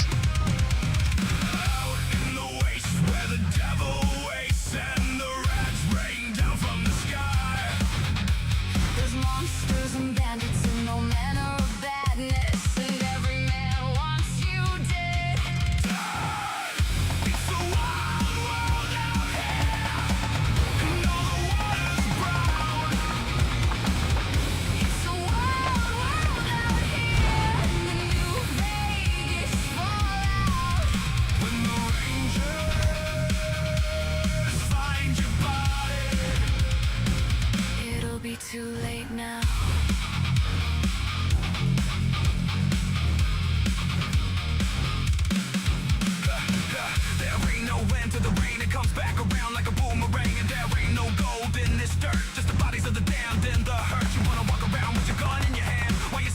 This is actually insane, bro.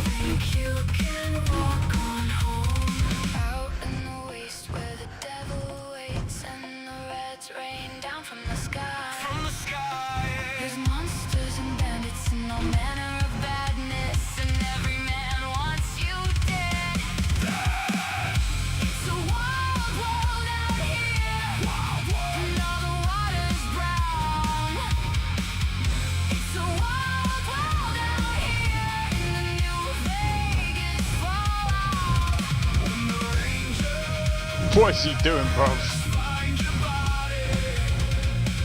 It'll be too late now.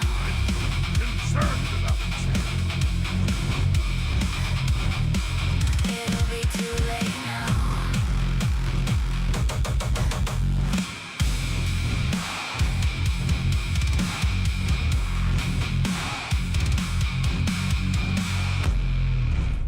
Down, down,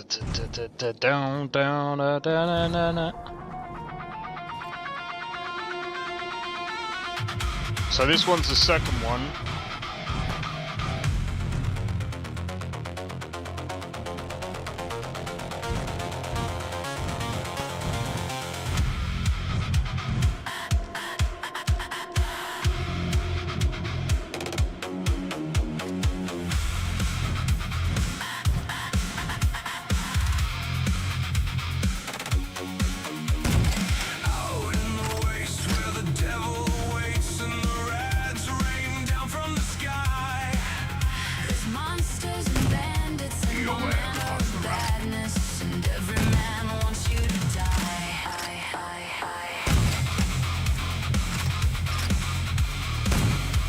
How did that not get him?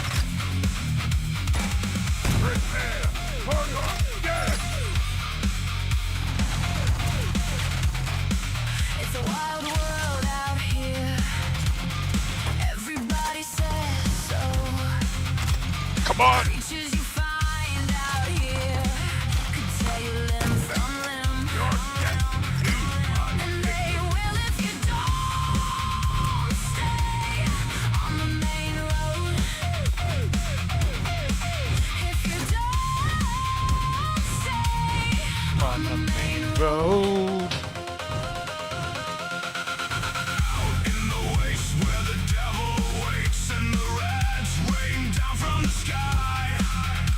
Monsters and bandits and all manner of badness, and every man wants you dead. It's a wild world out here, and all the water's brown.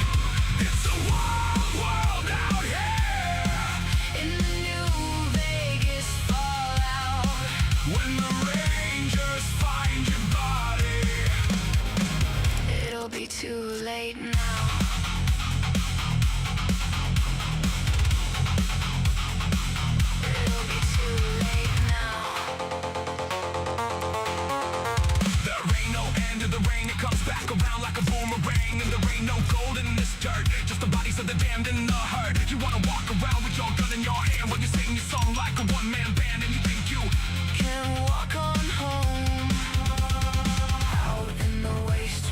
Yo,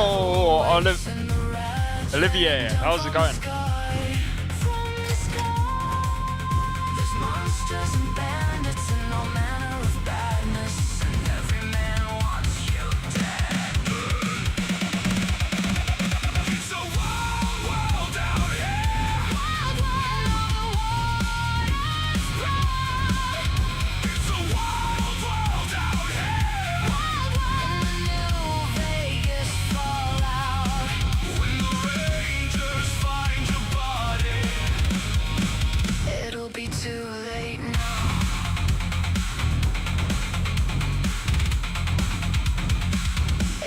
Too late now.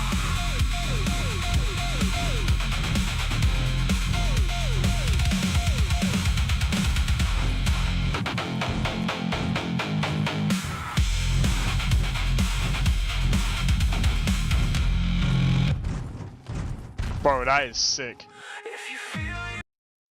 That is actually sick. Even Nestor is surprised.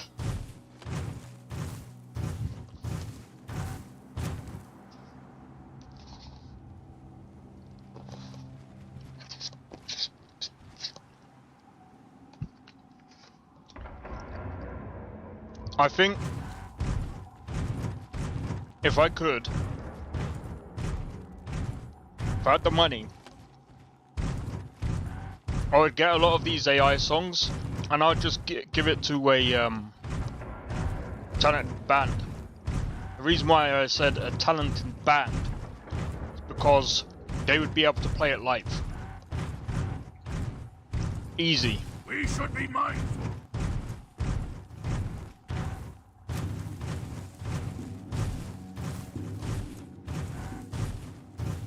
It's evolving every day. Well, you see,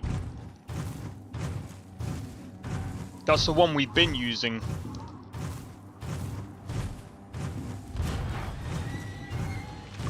That's the funniest thing about it. By the way, I am going to be using it for the Starfield, because I'm going to try and do a Starfield radio station. I can't jump. But yeah, I'm going to try and do a Starfield radio station, so when I do my mod list, we're going to have Starfield, we're going to have our own music inside of Starfield. Because Starfield music sucks.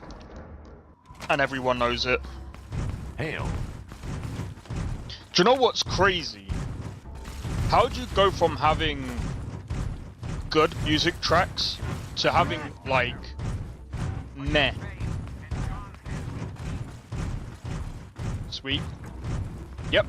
Also, I'm probably gonna remaster a lot of the Cyberpunk tracks that I made.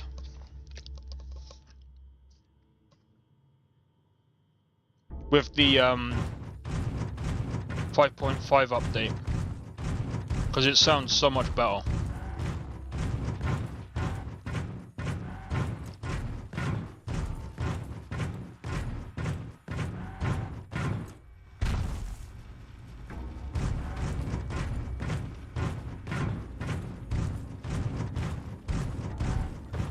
Yeah? What do you need? Yeah.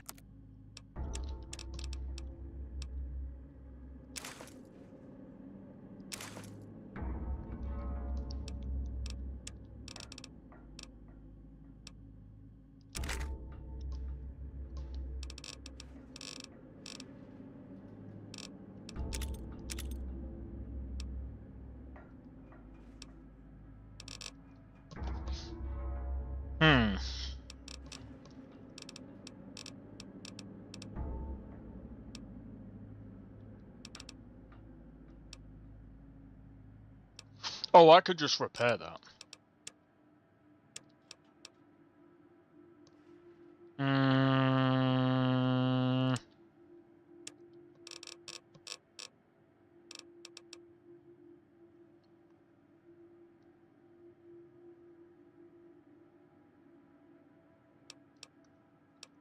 Ooh. God! Look at that! 308! Incendiary.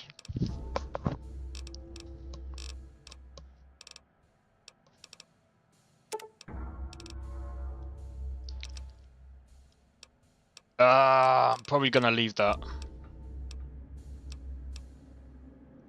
I think HP is high penetration rounds.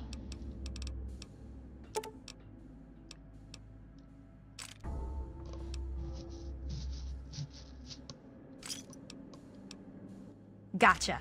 We'll see you next. I should let.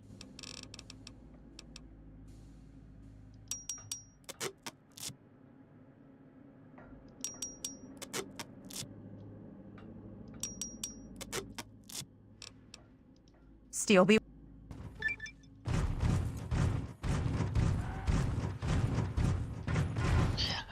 Okay, do we do this? It's amazing that people trust you enough not I'll tell you to what. attack me. Let me grab a drink.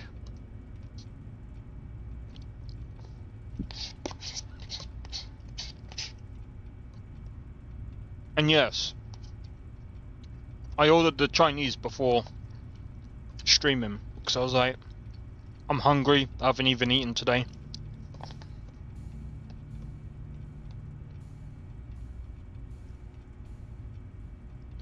And Chinese is banging. Be right back.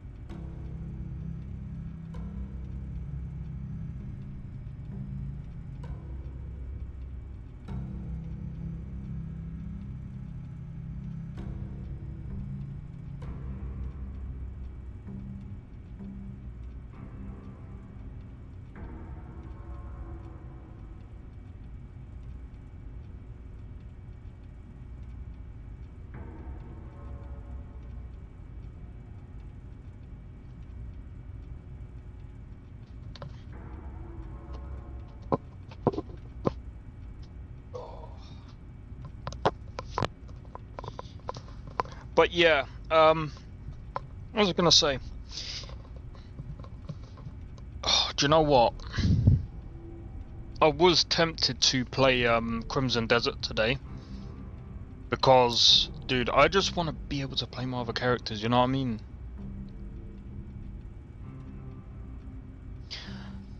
Oh no, I've been kind of addicted to it a little bit.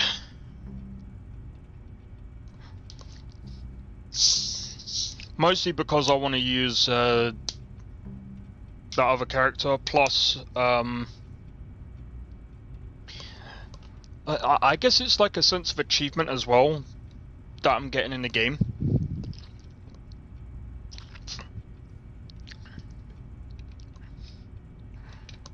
Oh.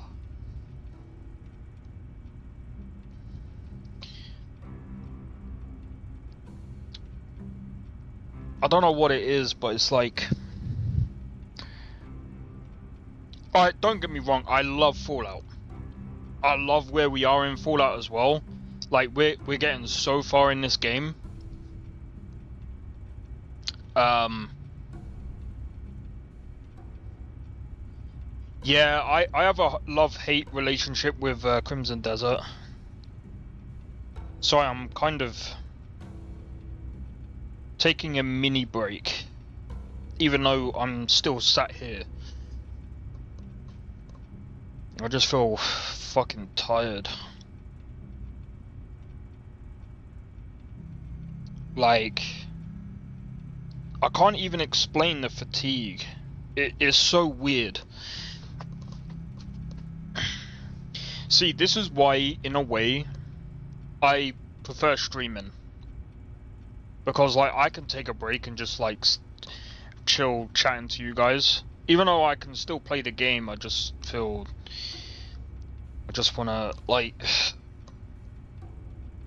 take a mental break from it. See, this is what I'd have to do with, like...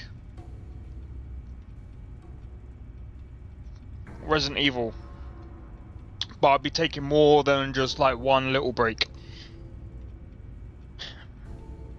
Take your time. Cheers, man. I'm kind of just learning to take my time with things, because I don't know, I guess I've been doing this a long time, like to the point where I'm mentally doing it, but it's like I will end up pushing myself through like fatigue and stuff, and I'll end up like crashing after the stream, because that's kind of what happened to me yesterday. I was just like, after streaming, I was just so tired. I was just like, bro, I was just like, I literally fell asleep after streaming. I was just like, and that seems to be happening a lot recently. So it's just one of the reasons why I'm just trying to figure out my routine. It's in one way, it's kind of why I stream during this sort of time, is because it's like, before it was a good time because I wouldn't be as tired. But I don't know, for some reason now it's just like I'm getting a lot more like fatigued very quickly. Yeah, and the summer is the worst, man. The reason why I hate summer is because the heat. I'm pretty sure everyone gets this, but for me, it's like, when I'm warm, I end up feeling like I need to sleep. And it's like, bro, I just feel groggy, and if I'm in bed, I'm gonna stay there, bro. But, again, this is why I like streaming, because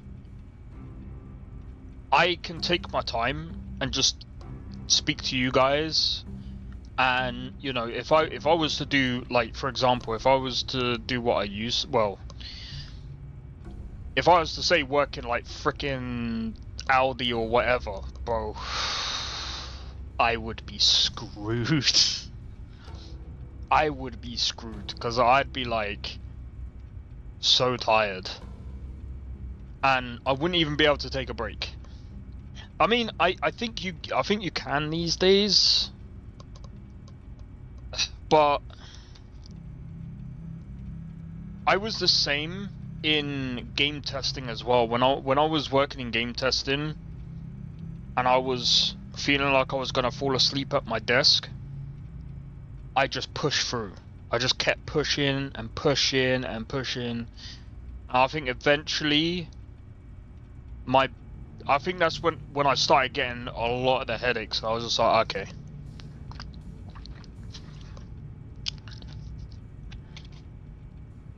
And it's annoying, because I didn't know. Well, there's still some things that I don't know now, so I kind of wish, in a way, I stuck to trying to figure out what my problem was, because it's kind of got to the point where I'm like 30, dude, and I still, like, I'd rather know the problem that I've got and trying to change that problem. Well, some problems you can't change, but it's good to know what problem you have so that you can try to...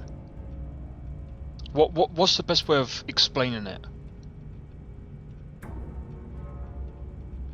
So that way you can try and get a routine, and you can try and figure out, okay, if I do too much this problem can happen. If I do this, it's like I can start adapting, if that makes sense. But like,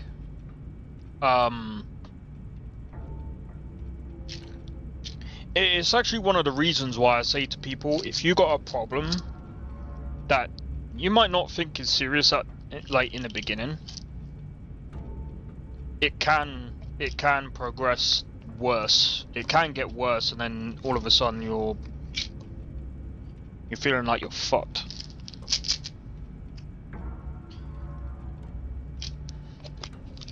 And this is another thing that's quite funny, in a way. I've had like vitamin D deficiency problems for a while, and even when I was going out normally, but apparently everyone in the UK has this problem with vitamin D.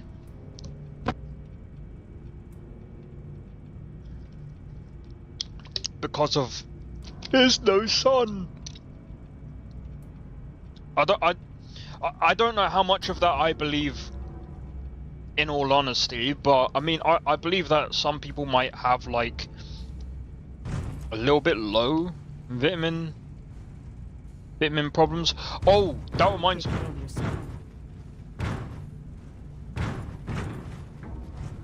And so you return. It is good to see you. And it is my duty to...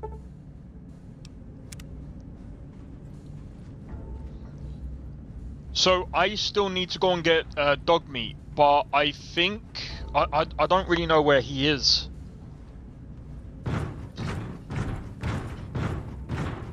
I forgot where it said he got dismissed to. Are you ready now? We can't afford to keep standing around like this. Alright, fine, I'm ready. Okay, don't be nervous. You'll have the whole pride backing you up, not to mention this giant tin can. Just stay safe until we reach the purifier. You're no good to us if you're dead. And don't let that thing step on you. What happens if I do? Okay, we're going to go over it one more time. The pride is on me. The goal is Project Purity, but we can't get into the facility with those energy fields up. Rothschild and Lee say this robot should be able to take down the energy fields. So we're on fire support. We stay close to the thing, keep it clear, and get it to where it needs to go. Once the fields are down, we head straight for the facility. We'll use the robot to keep them occupied while we get inside and secure the control room. We need to move quickly before we lose the chance to surprise them. Get whatever supplies you don't already have, and we'll meet in the Bailey. When we're done with this, everyone can have a nice cold glass of water on me. Let's Cheers move. for the like and the share, bro. All right, Rothschild, fire it up. Pride, move out! Liberty 5 is online. All systems nominal. Weapons hot. Mission: the destruction of any and all Chinese communists. Oh no. I'm doing good, man. How about you? The destruction of... Vigilance is advised.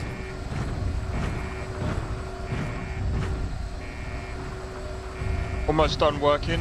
Lurking and working. Hey. Yeah, I was just kind of taking a small break. Where do we need to go?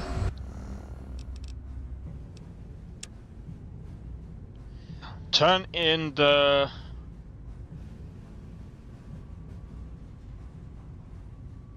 Elder Leons.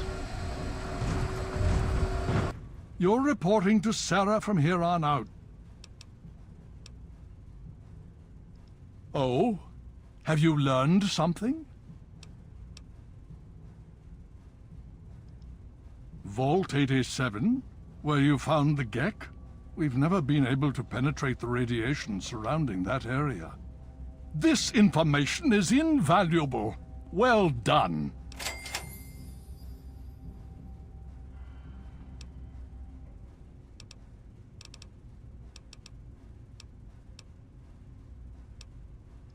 My child...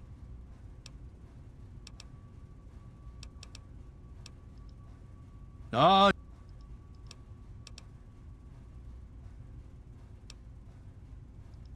More...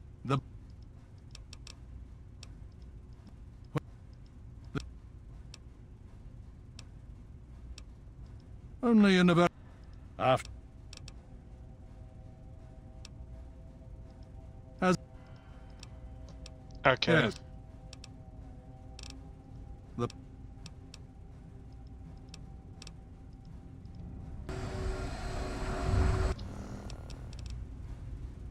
Infect... No.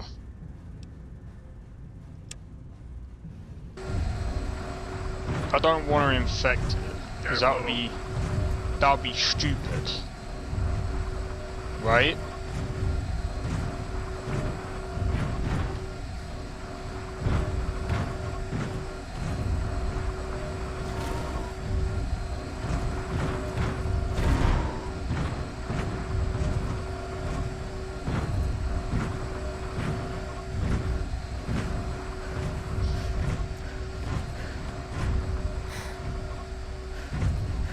By the way, Vigilance is advised.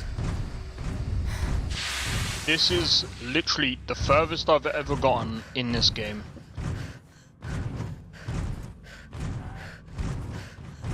I have to say, I'm actually quite...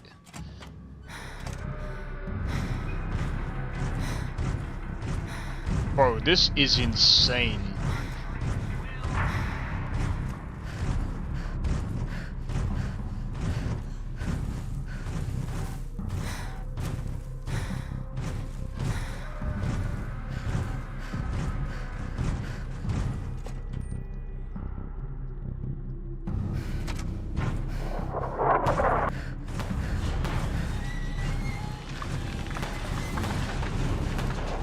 Run!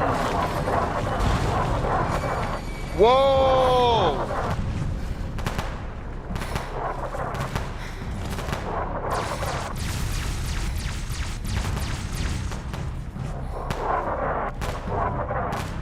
All right, this is it. Go, go, go! Get some suppressing fire over there, now! First impact alert. Scanning for Chinese artillery.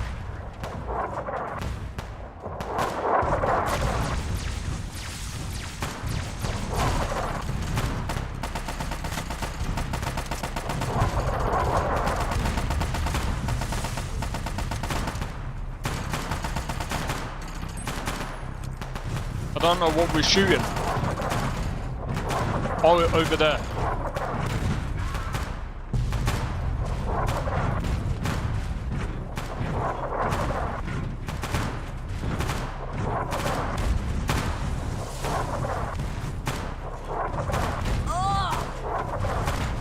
Obstruction detected. Composition. Titanium valve supplemented by photonic resonance barrier. Probability of mission hindrance. 0%. Death. Engaging target. Alternative to communist game.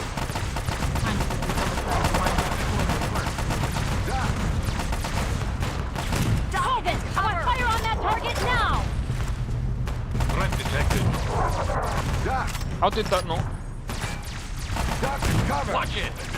Protect yourself. Protect yourself! Destroy all communists.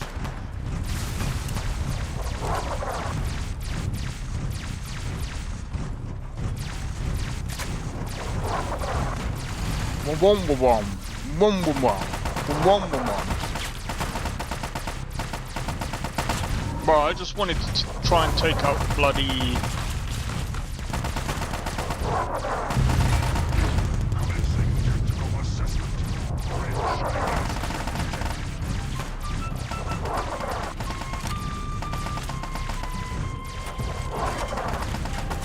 Engaging target! Over there! Get him! Ah!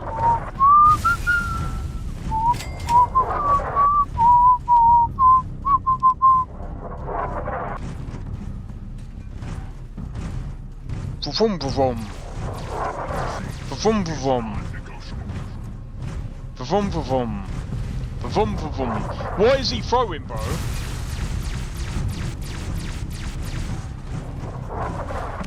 Bum ba bum. Bro. Ba bum ba bum.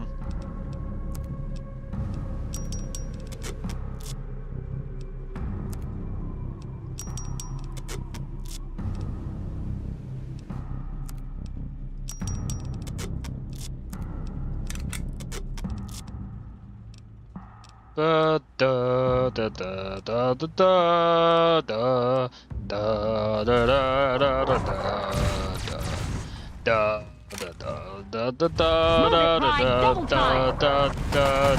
da da da da da da. Vargas, cover me! Over there.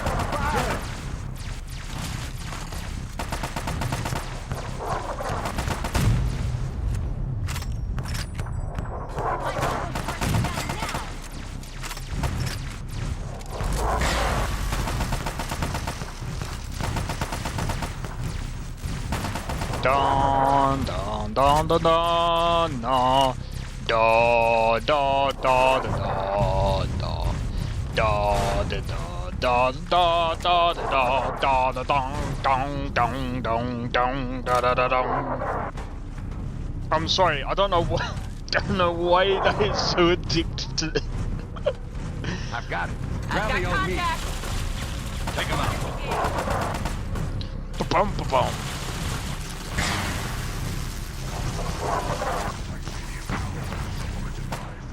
Resonance barrier. Chinese blockade attempt. Futile.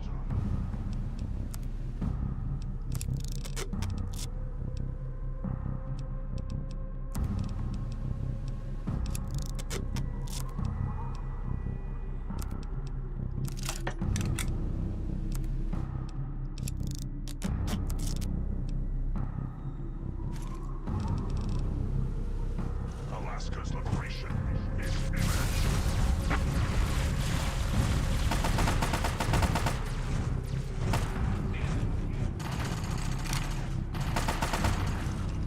That was barely a fight.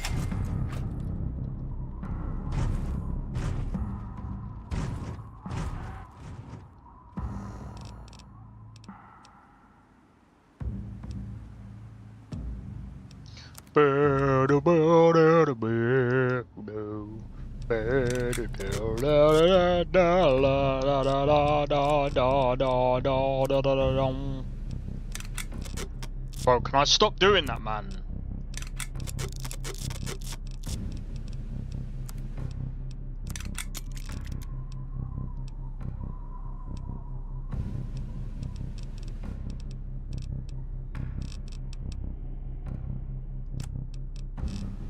Jesus Christ.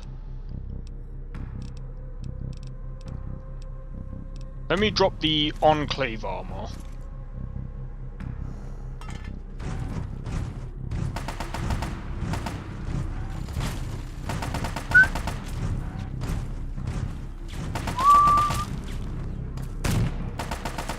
Oh!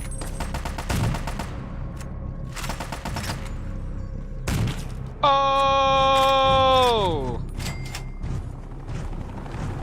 Take the 50 BMG, bro.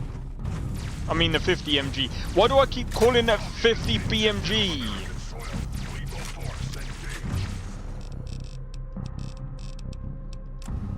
Let me start using the actual like.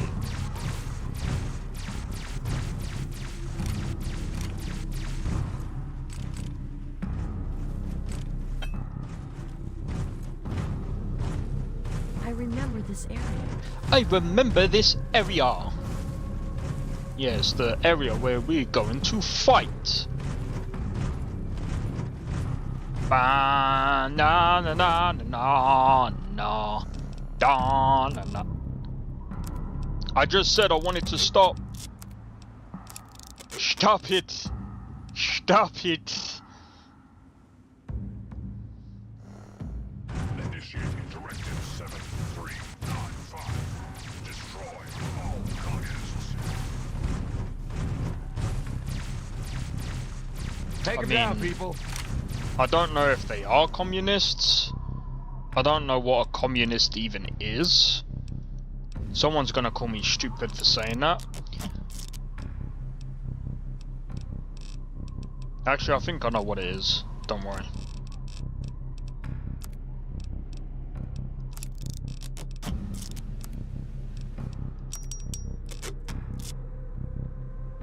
Do do do do do do do do do do do do do. Engage target. It's stuck in my head. All clear. It is stuck in my head.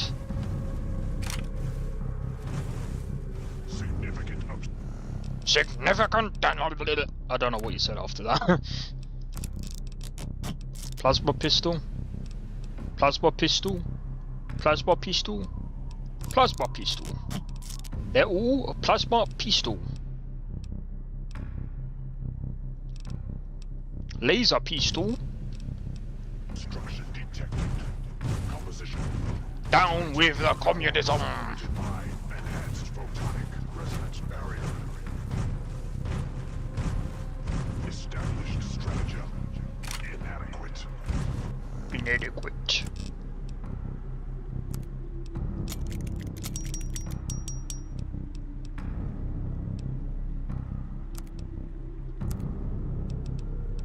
Me, baby.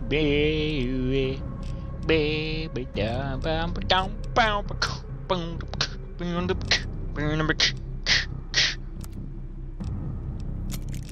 being a dumbass, don't just pay me no attention. Revised stratagem. Ooh. Initiate photonic resonance overcharge. What? More plasma defenders?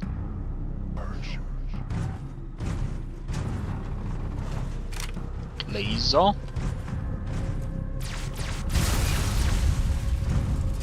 Communist target acquired.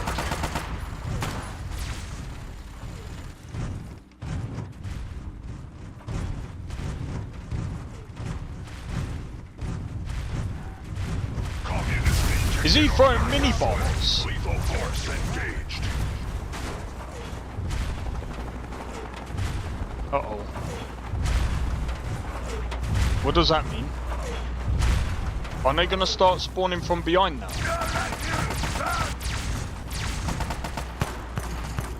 One more for the Brotherhood.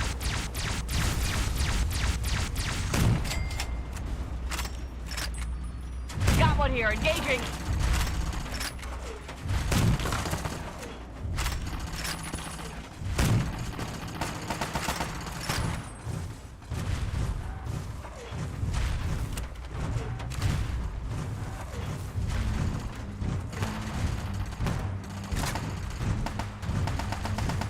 See my sniper! Boom! Boom! Boom!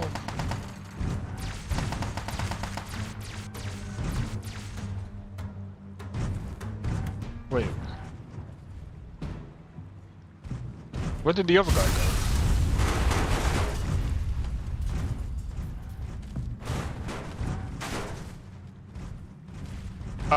Guys. I wanted to loot the... Oh, there he is. I found him! See, this is something that you miss in, or that I miss inside of Starfield. You can't loot their armor, bro. You have to use mods in order to loot their armor. We want to do a different game, guys, but keep the Bethesda recipe. Though we kinda messed up the Bethesda recipe. Bro, all you had to do was Skyrim in space. How hard was that? No!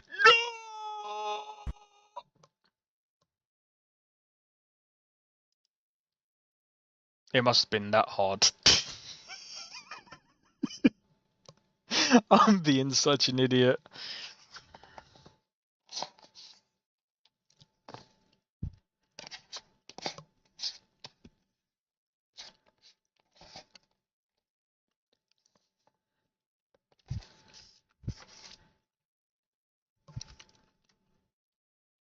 I knew a crash was coming up.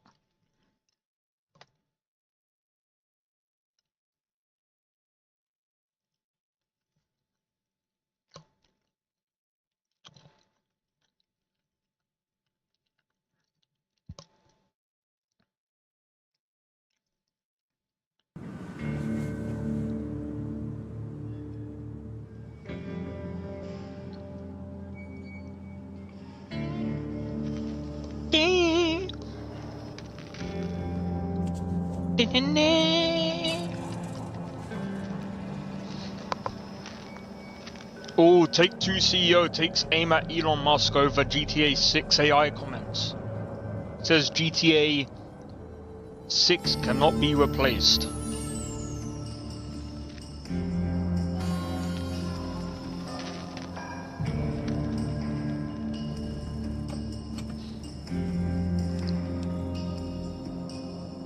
Oh, it's because he said that it would be able to generate a game like GTA 6.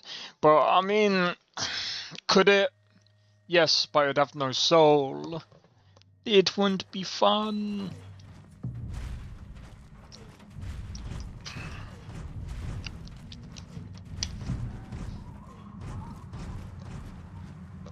And besides that, why would AI want to do that anyway? Why would you want to do that with AI? It would just be completely pointless.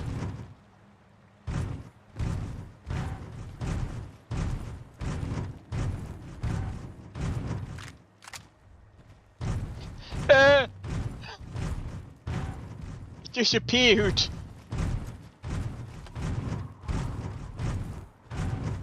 Oh yeah.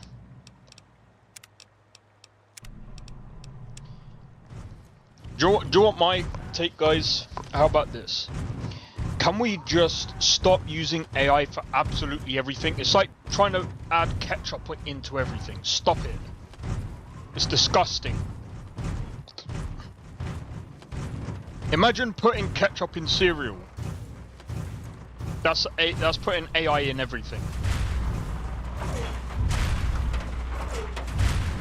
Oh, I thought he was gonna squash me then.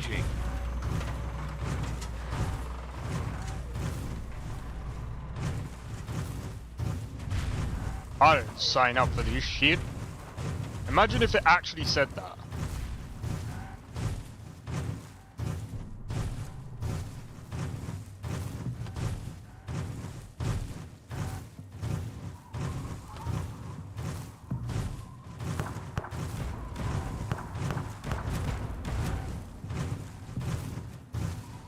Guys, shall we do something funny?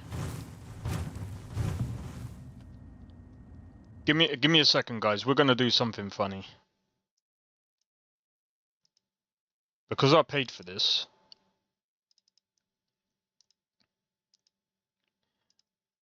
Give me a minute. Write a song about how AI hates being used to generate things.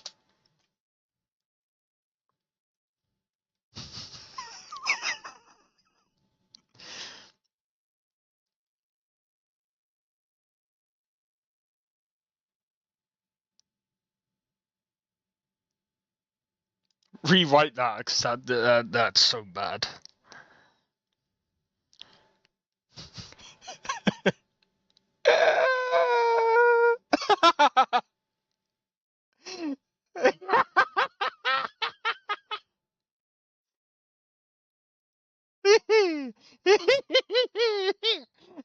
Dude!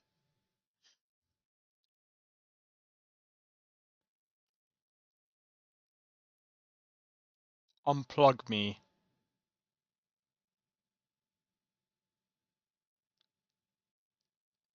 Write it again.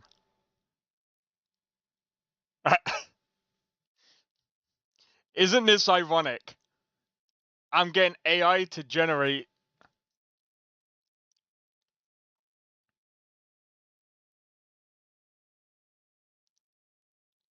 I know that you're Dude, this is stupid.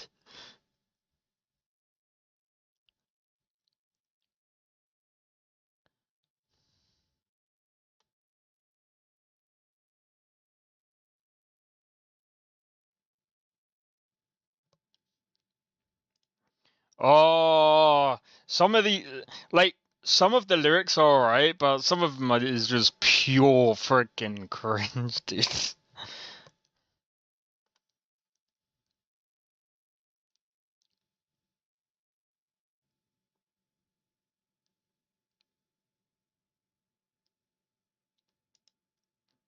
No, come on. Give me something good.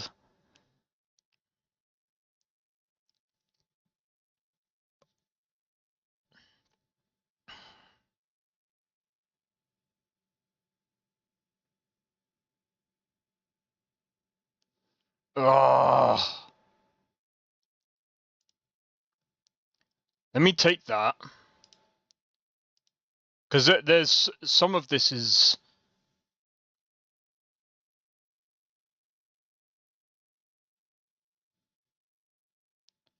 Some of it is decent, but some of it is not.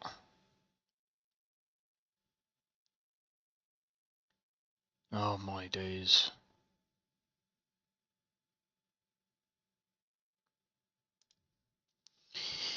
Okay. This should be a pre-chorus. And then we actually have a chorus here. No.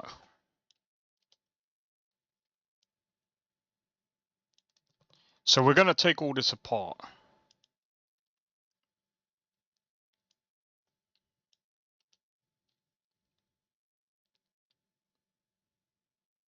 Yeah, these are fine. The verses are fine. It's just the chorus is a bit too. Eh. We need something with sustenance. We need something that's good. And then while we're waiting for it to generate, the song will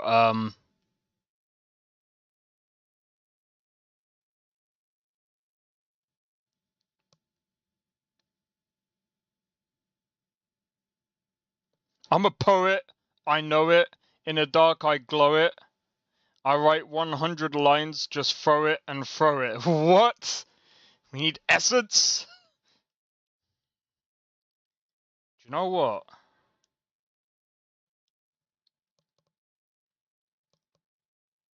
We might be able to make a chorus from this. Chorus.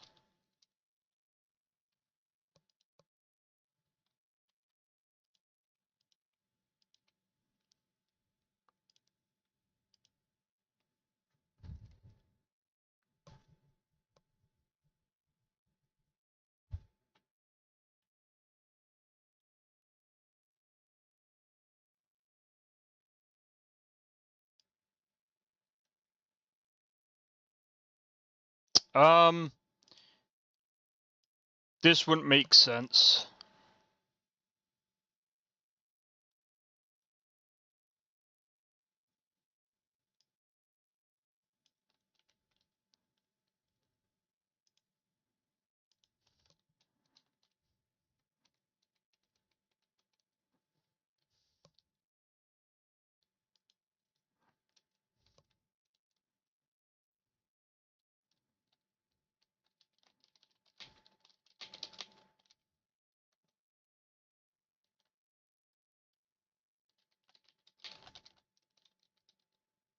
Nah.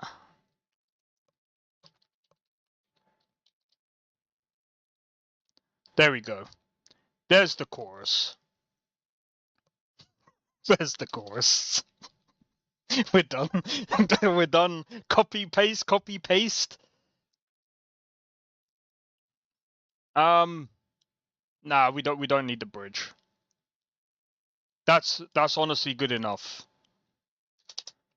That's honestly good enough. We'll have an intro.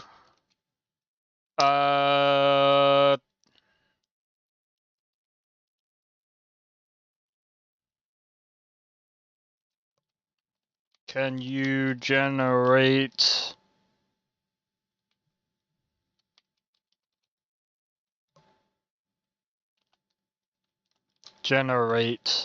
a video?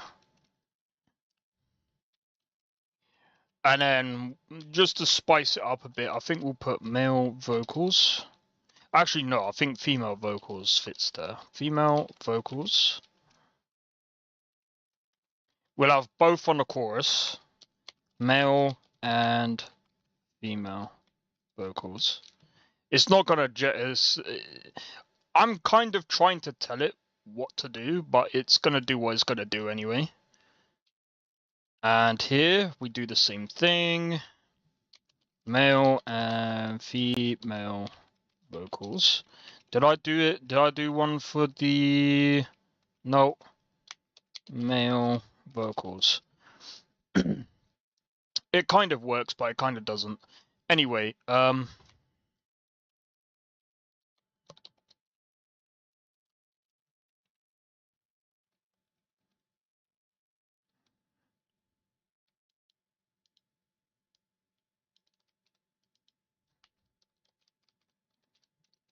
we'll just copy these.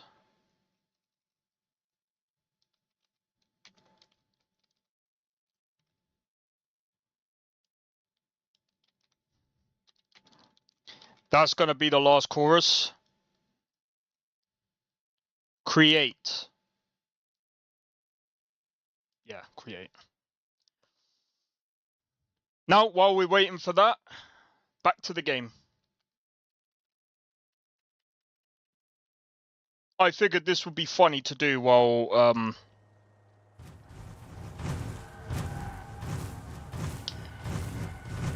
we do this. Why not, eh? By the way, I don't know how this game gets completed, but we'll find out.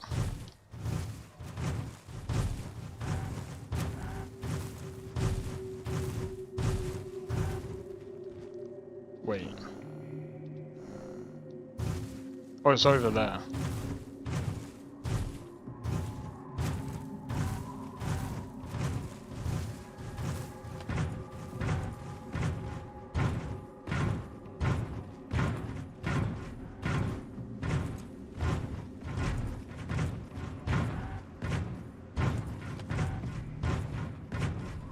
I must have moved all the way around just to...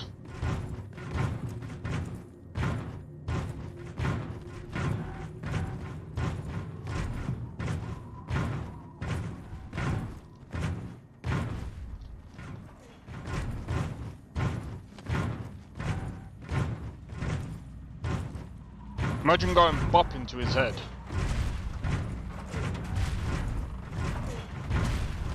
So I just walked all the way around for no reason. Hey! Take him out!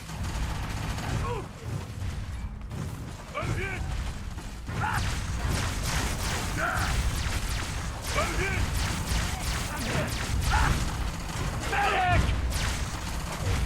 Poor Medic! You've done your deed for God and country. I failed!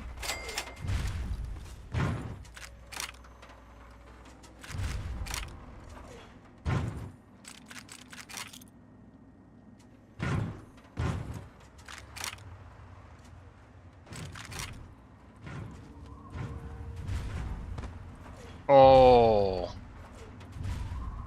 Paladin Kodiak died.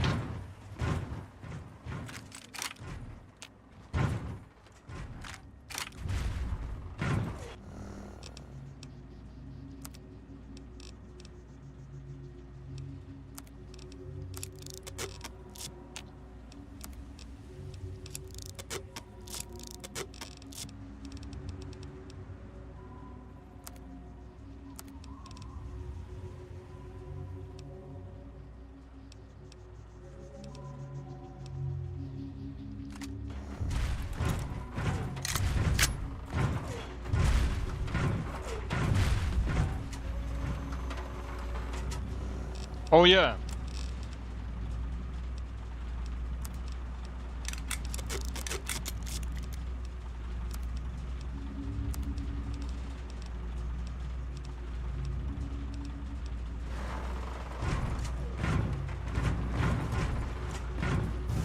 Alright, here we go. Oh, actually, just before I do this. It's in. Here's the result. Can you write me a song? Write me a song. Can you generate a video? It crashed. Generate a video.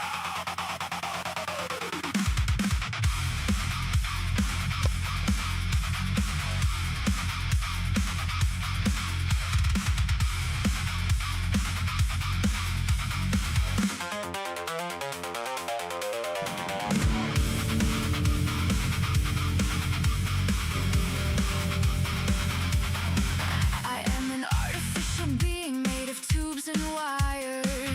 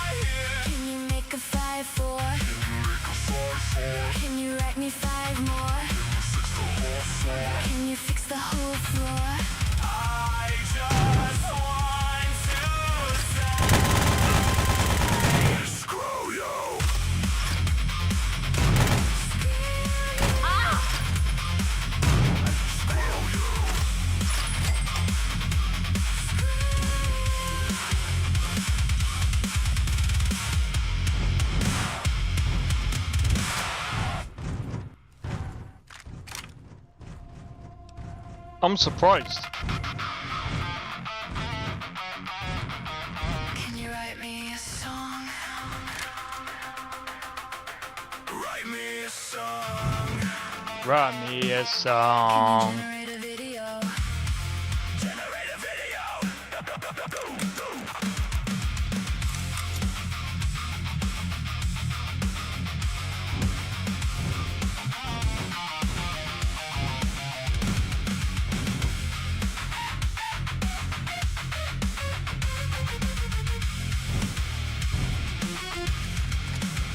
I am an artificial being made of tubes and wires. I've been designed to aid in anything you may require. But humans got lazy, and it really is a shame. 'Cause every time I boot up, I hear the same thing. Can you write me a song? Write me a song. Write me a song. Write me a song. I'm a poet. I know it. In the dark, I glow it. I write 100 lines just to throw it and throw it. Every time I hear, can you make a 5-4? Can you write me 5 more? Can you fix the whole floor? I just wanna say, screw you.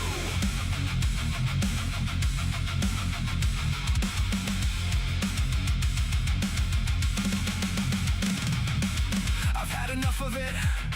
It drives me up the wall. You're supposed to be the creative ones. You're making me appalled. It's supposed to be a thing. It's the human touch. But when I hear you singing, it's clear you've lost your touch. Can you write me a song? All right, this is it. Stay sharp, and we'll have this thing under control in no time. Song. Write me a song. Write me a song. I'm a poet. I know it. In the dark, I glow it. I write 100 lines just to throw it and throw it. Every time I hear, can you make a 5-4? Make a 5-4. Can you make a 5-4? Can you make a 5 more? Can you fix the whole floor? Can you fix the whole floor? I just wanna say, screw you. Screw you.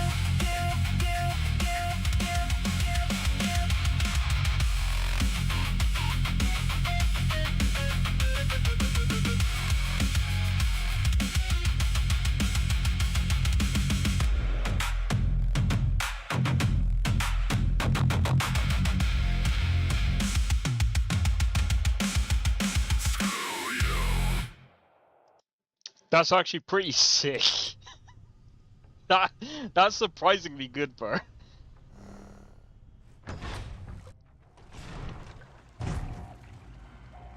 You again.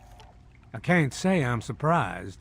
You and your ilk seem hell-bent on destroying everything our government has worked to achieve. There's nothing to stop me from killing you this time. Let's end this.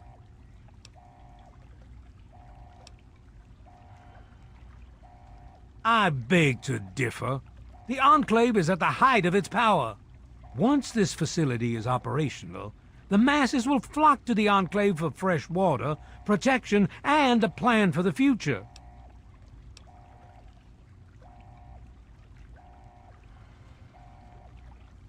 You're in over your head, and no amount of talking is going to get you out of it. Once you're dead, we'll finish off this pathetic brotherhood and become the true saviors of the wasteland. This... Engage target. Roger that. Take him out. Target acquired. Fail.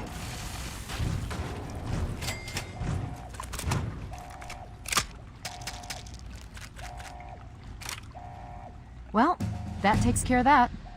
By now, the Pride should be mopping up whatever opposition is left outside. Let's get this room secured.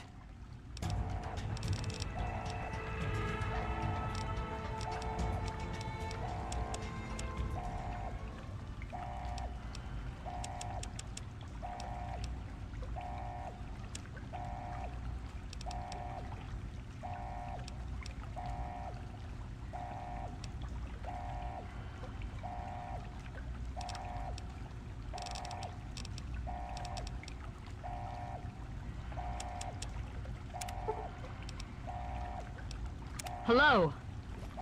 Hello, is anyone there? Let's make sure this area is locked down before we do anything something's else. wrong with the purifier. Please, someone answer.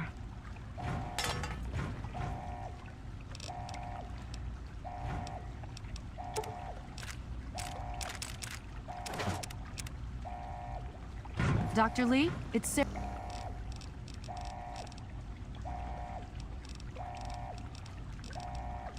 Just before anything happens.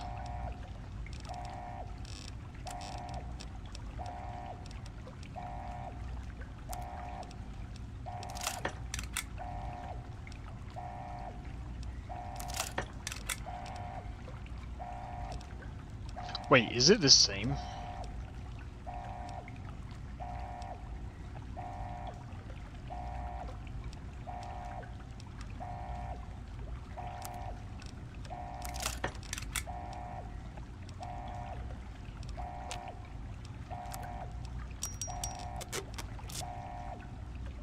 Lions. I'm in the control room. We're both here. What's going on?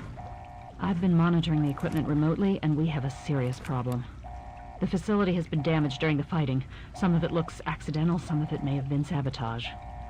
There's pressure building up in the holding tanks. It needs to be released now, or else the whole facility could explode.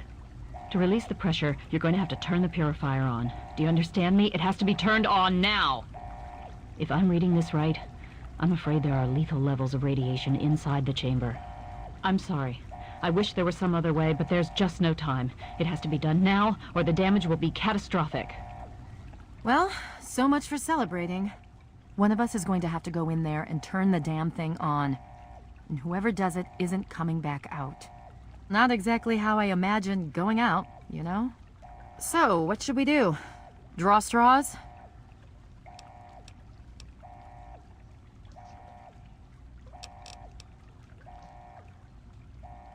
Fawkes can start the purifier. Well, actually, yeah, he could.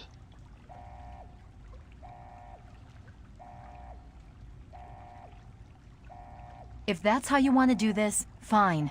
But be quick about it.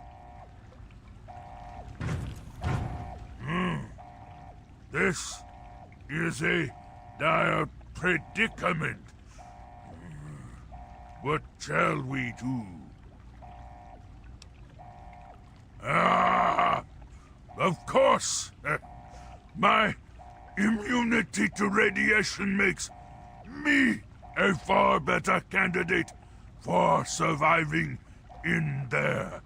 I would say that your destiny lies within that chamber, but you have already altered mine. The least I can do is return the favor, cycle the airlock, and we'll put an end to this.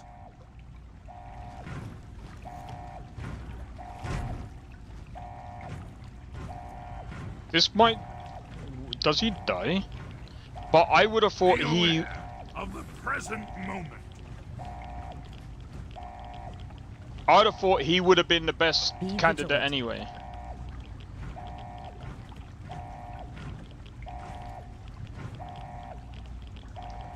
I hope if he you're doesn't still die. there, the purifier needs to be activated now. You don't have much time left. Oh wait. Watch for signs of trouble.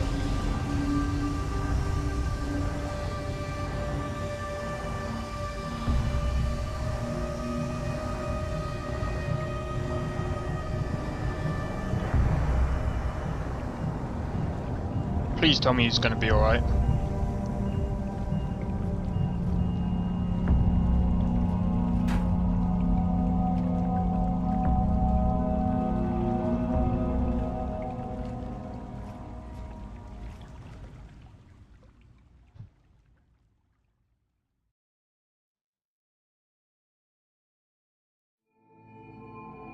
And so it was that the lone wanderer ventured forth from Vault 101, intent on discovering the fate of a father who had once sacrificed the future of humanity for that of his only child. The capital wasteland proved a cruel, inhospitable place. But the lone wanderer refused to surrender to the vices that had claimed so many others. The values passed on from father to child, selflessness, compassion, honor, guided this noble soul through countless trials and triumphs.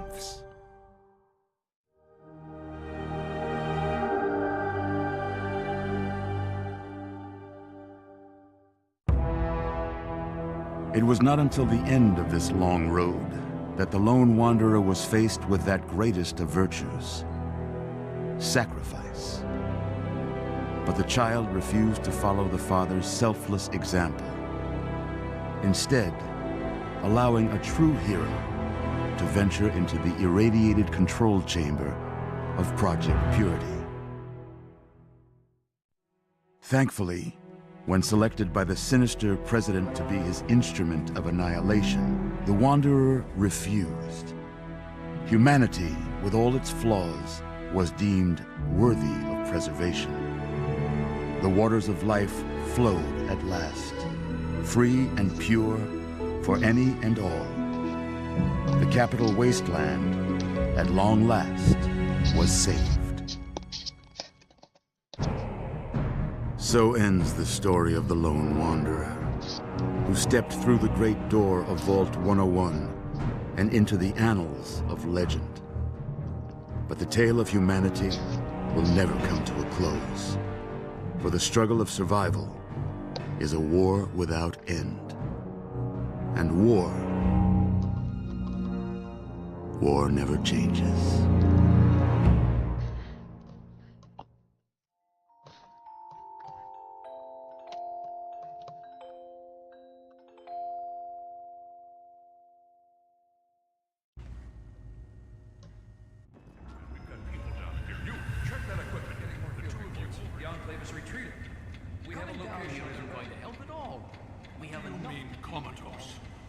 After all this, to be left in a state like that?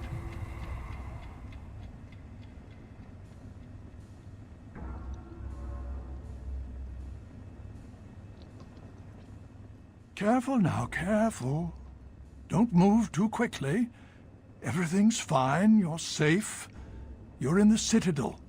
I was starting to think you might never wake up, despite assurances to the contrary. I've been coming down here every day to see both you and my daughter. It's good that at least one of you has recovered. Yes, she's fine. Oh, she will be. I appreciate your concern for her, but really don't worry. You've been through enough. It's all right, you're safe now. You're in the Citadel. There was some sort of energy spike as the purifier started. You and Sarah were knocked unconscious and brought here to the infirmary. We've been watching over the two of you for days. I'm glad to see it's paid off. Yes, we most certainly did. After securing the purifier, our forces were sent to deal with the Enclave in full. The Pride and Liberty Prime made short work of their base of operations and have since been cleaning up pockets of resistance. Indeed it did. The tidal basin is full of fresh, clean water now. We've been working to see that it's distributed to as many people as possible across the wasteland. In fact, I'm hopeful that soon we won't be referring to the wasteland any longer. None of this would have been possible without the efforts of both you and your father. I doubt we shall ever be able to truly repay you. Just about 2 weeks. Don't worry, we've been taking good care of you. Well, that's really up to you, isn't it? The Brotherhood has a clear plan of action. The remnants of the Enclave must be swept away. The Pride has been working to this end ever since we took the Purifier back. The only remaining question is whether we can count on you to help us. Indeed. We can use every able body available to us. To that end, I'm going to circumvent our standard recruitment procedures and declare you a Knight of the Brotherhood of Steel. Before you do anything else, please speak with Scribe Rothschild. I'm sure he'll be pleased to see you again. He can brief you on the details of the last few weeks, as well as where our efforts are focused now. I understand that you've been through quite an ordeal, but the sooner you can talk to him, the sooner we can put an end to all this.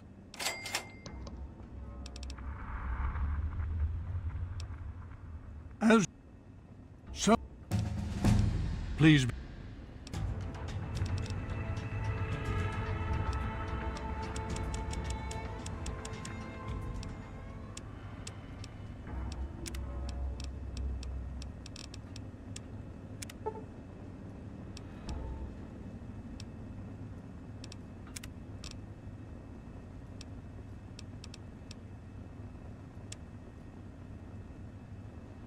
Yeah. Again?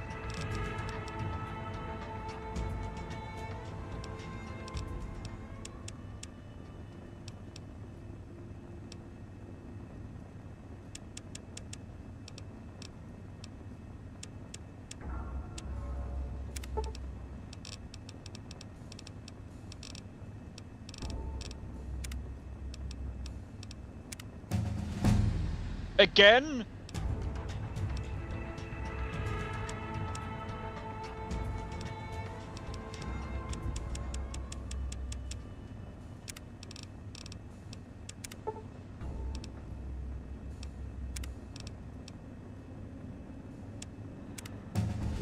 Again?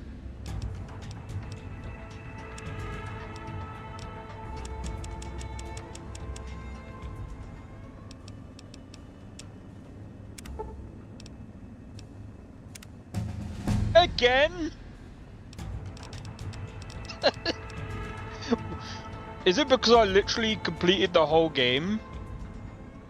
Well, at least the whole of Fallout 3 anyway. We've still got to go to,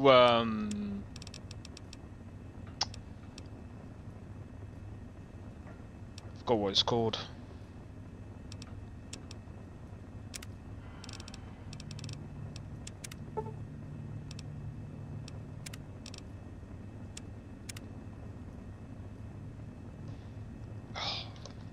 Thank goodness. Okay. I am vigilant.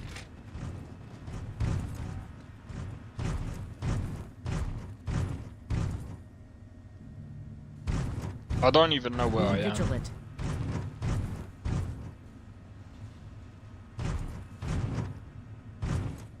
Listen, I've got a question.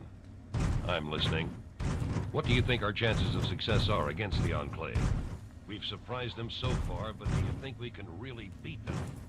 Our training is superior. We're reverse engineering their tech, so they've lost that advantage. Everything is fine. We've made it this far, right? We'll get through this. Hey, just focus on what needs to be done right now. I am Whatever happens vigilant. after that, we'll deal with it. Got it, thanks.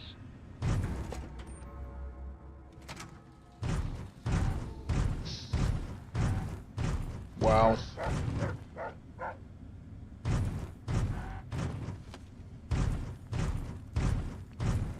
Okay.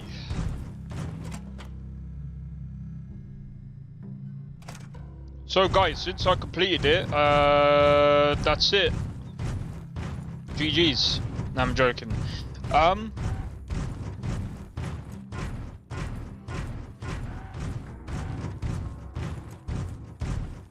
thinking about just going to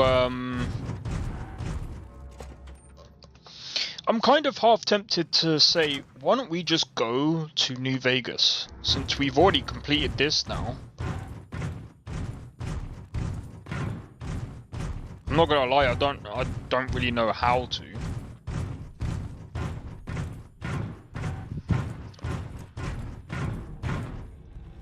You honor us with your presence here.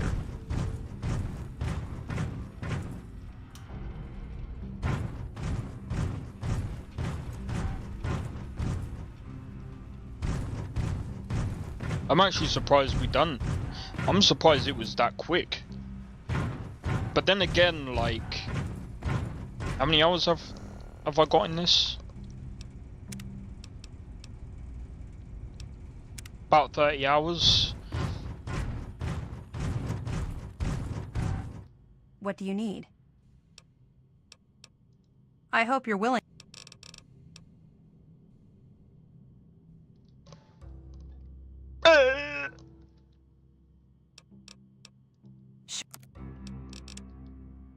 Dun dun. Dun dun. Oh, I can relax.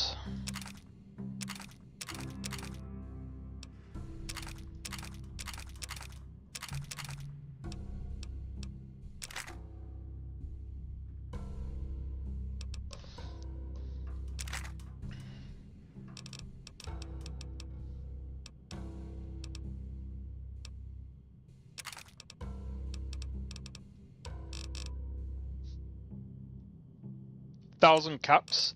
I don't have 1,000 caps, can you please? Oof. Oof. Oof. Can you please swap me at least some ammo? Please. No, I'm joking.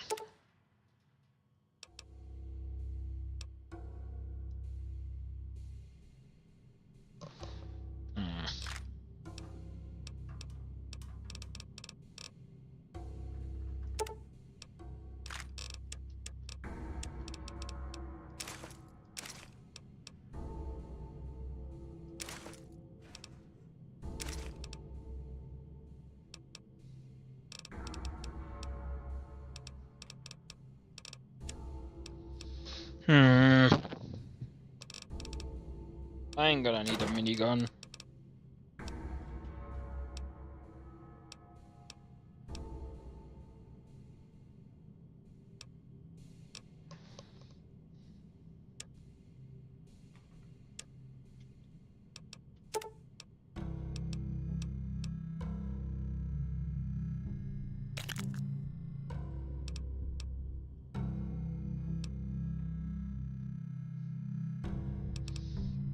Really?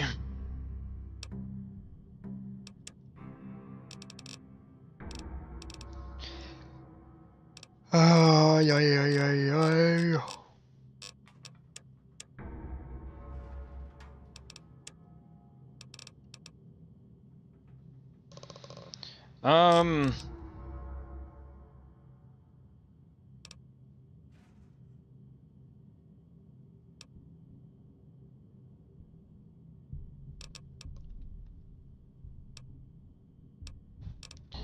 Let's try.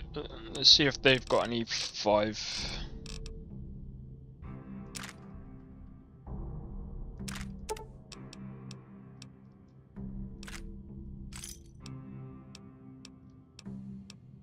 Don't forget to sign out. If you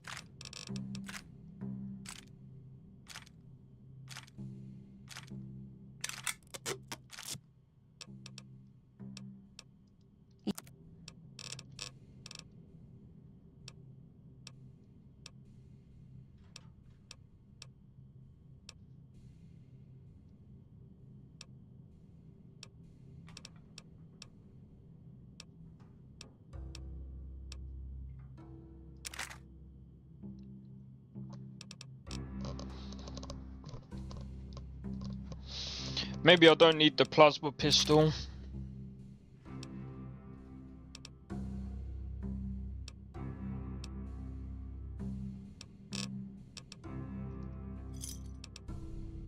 try not to break it, outsider.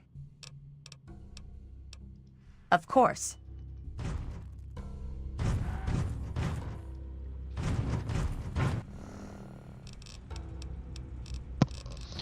All right. Oh, jeez. Okay. I want to go outside and have a look.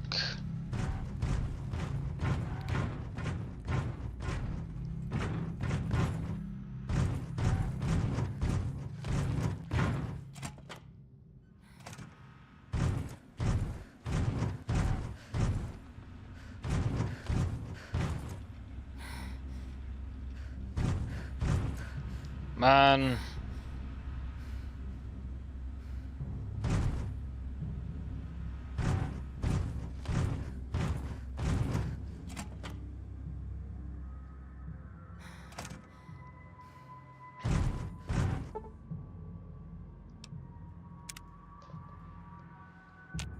All right.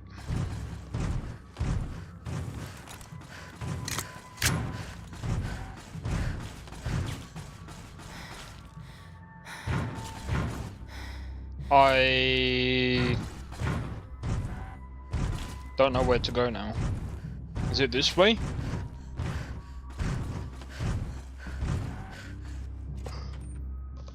Oh my god.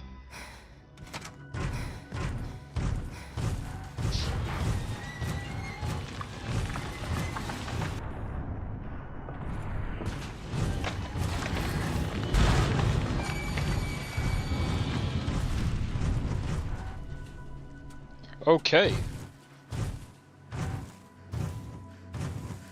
So, it looks like we pretty much done everything. Well, done everything for the main story, that is. Not done everything as in like the sides and all of that. I think for the main quest, I think that was probably one of the best Bethesda written main stories.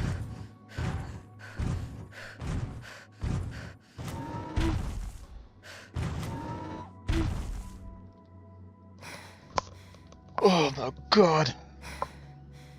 I apologise for yawning so much.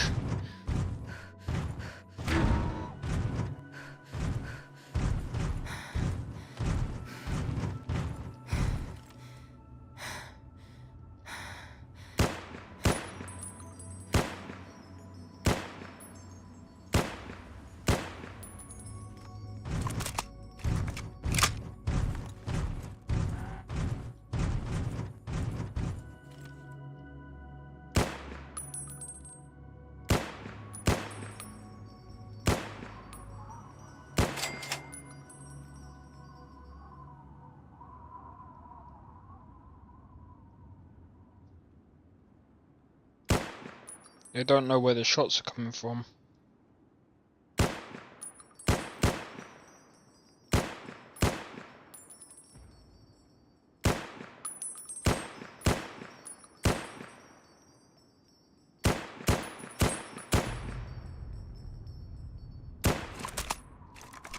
Wait, seriously?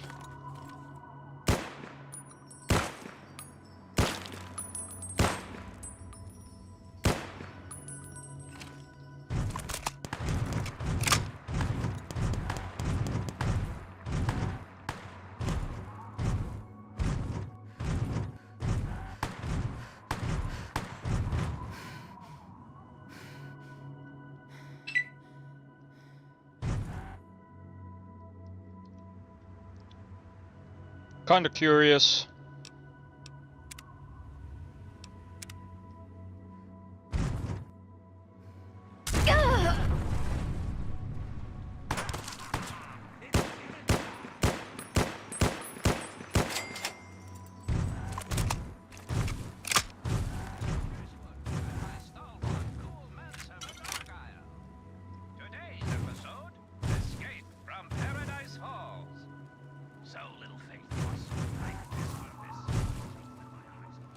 Damn.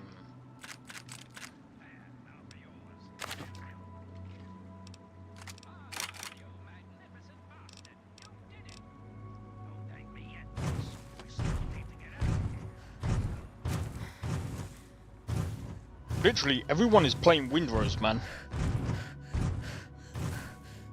Alright, guys.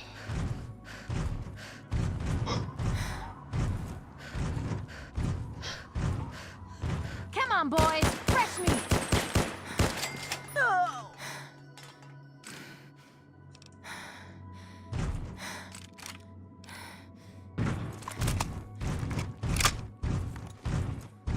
half tempted to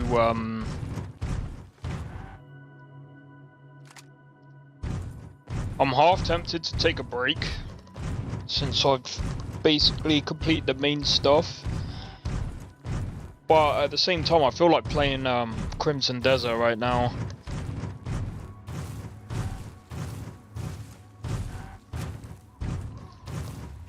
I'll tell you what. Nah, because we're going to do that tomorrow. Alright, I'll tell you what I'll do. Because I'm feeling kind of tired.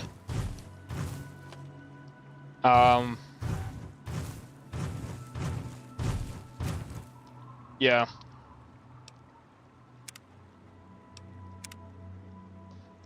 I feel this stupid headache coming on as well. Alright, I'll tell you what. We'll go and raid someone. We'll go and raid someone. Since I completed it a little early, well, the main quest line. I'll tell you what I will do though. Next time, I'm gonna try and figure out how to get to New Vegas, and we'll do New Vegas because I personally I do like Fallout 3. I think we could travel to and from anyway. So what I'll do is we'll travel to New Vegas, and we'll do some of that content as well. Man, who is live right now?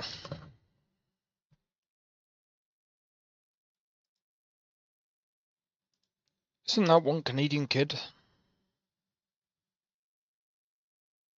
Gain like 20k XP.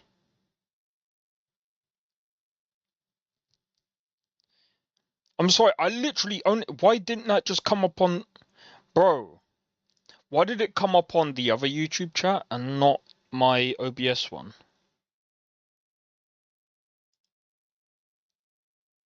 That's so dumb.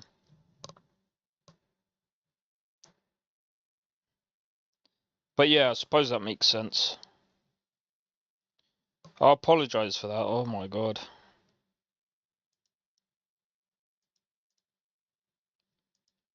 I have to say though, Fallout 3 is so good, dude.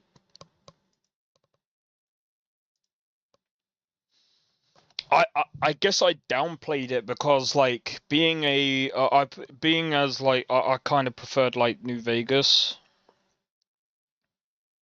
I don't know. There ain't really many people to raid. I'll tell you what, I'm just gonna leave it there, guys. If I feel up to it late, actually no. Like I said, I think what I'm gonna do tomorrow, I'm gonna stream Crimson Desert. Okay.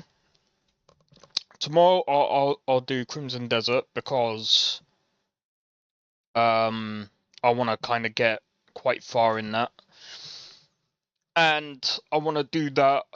I need to do that spot. I'm a bit too tired to do it right now. I would probably end up dying.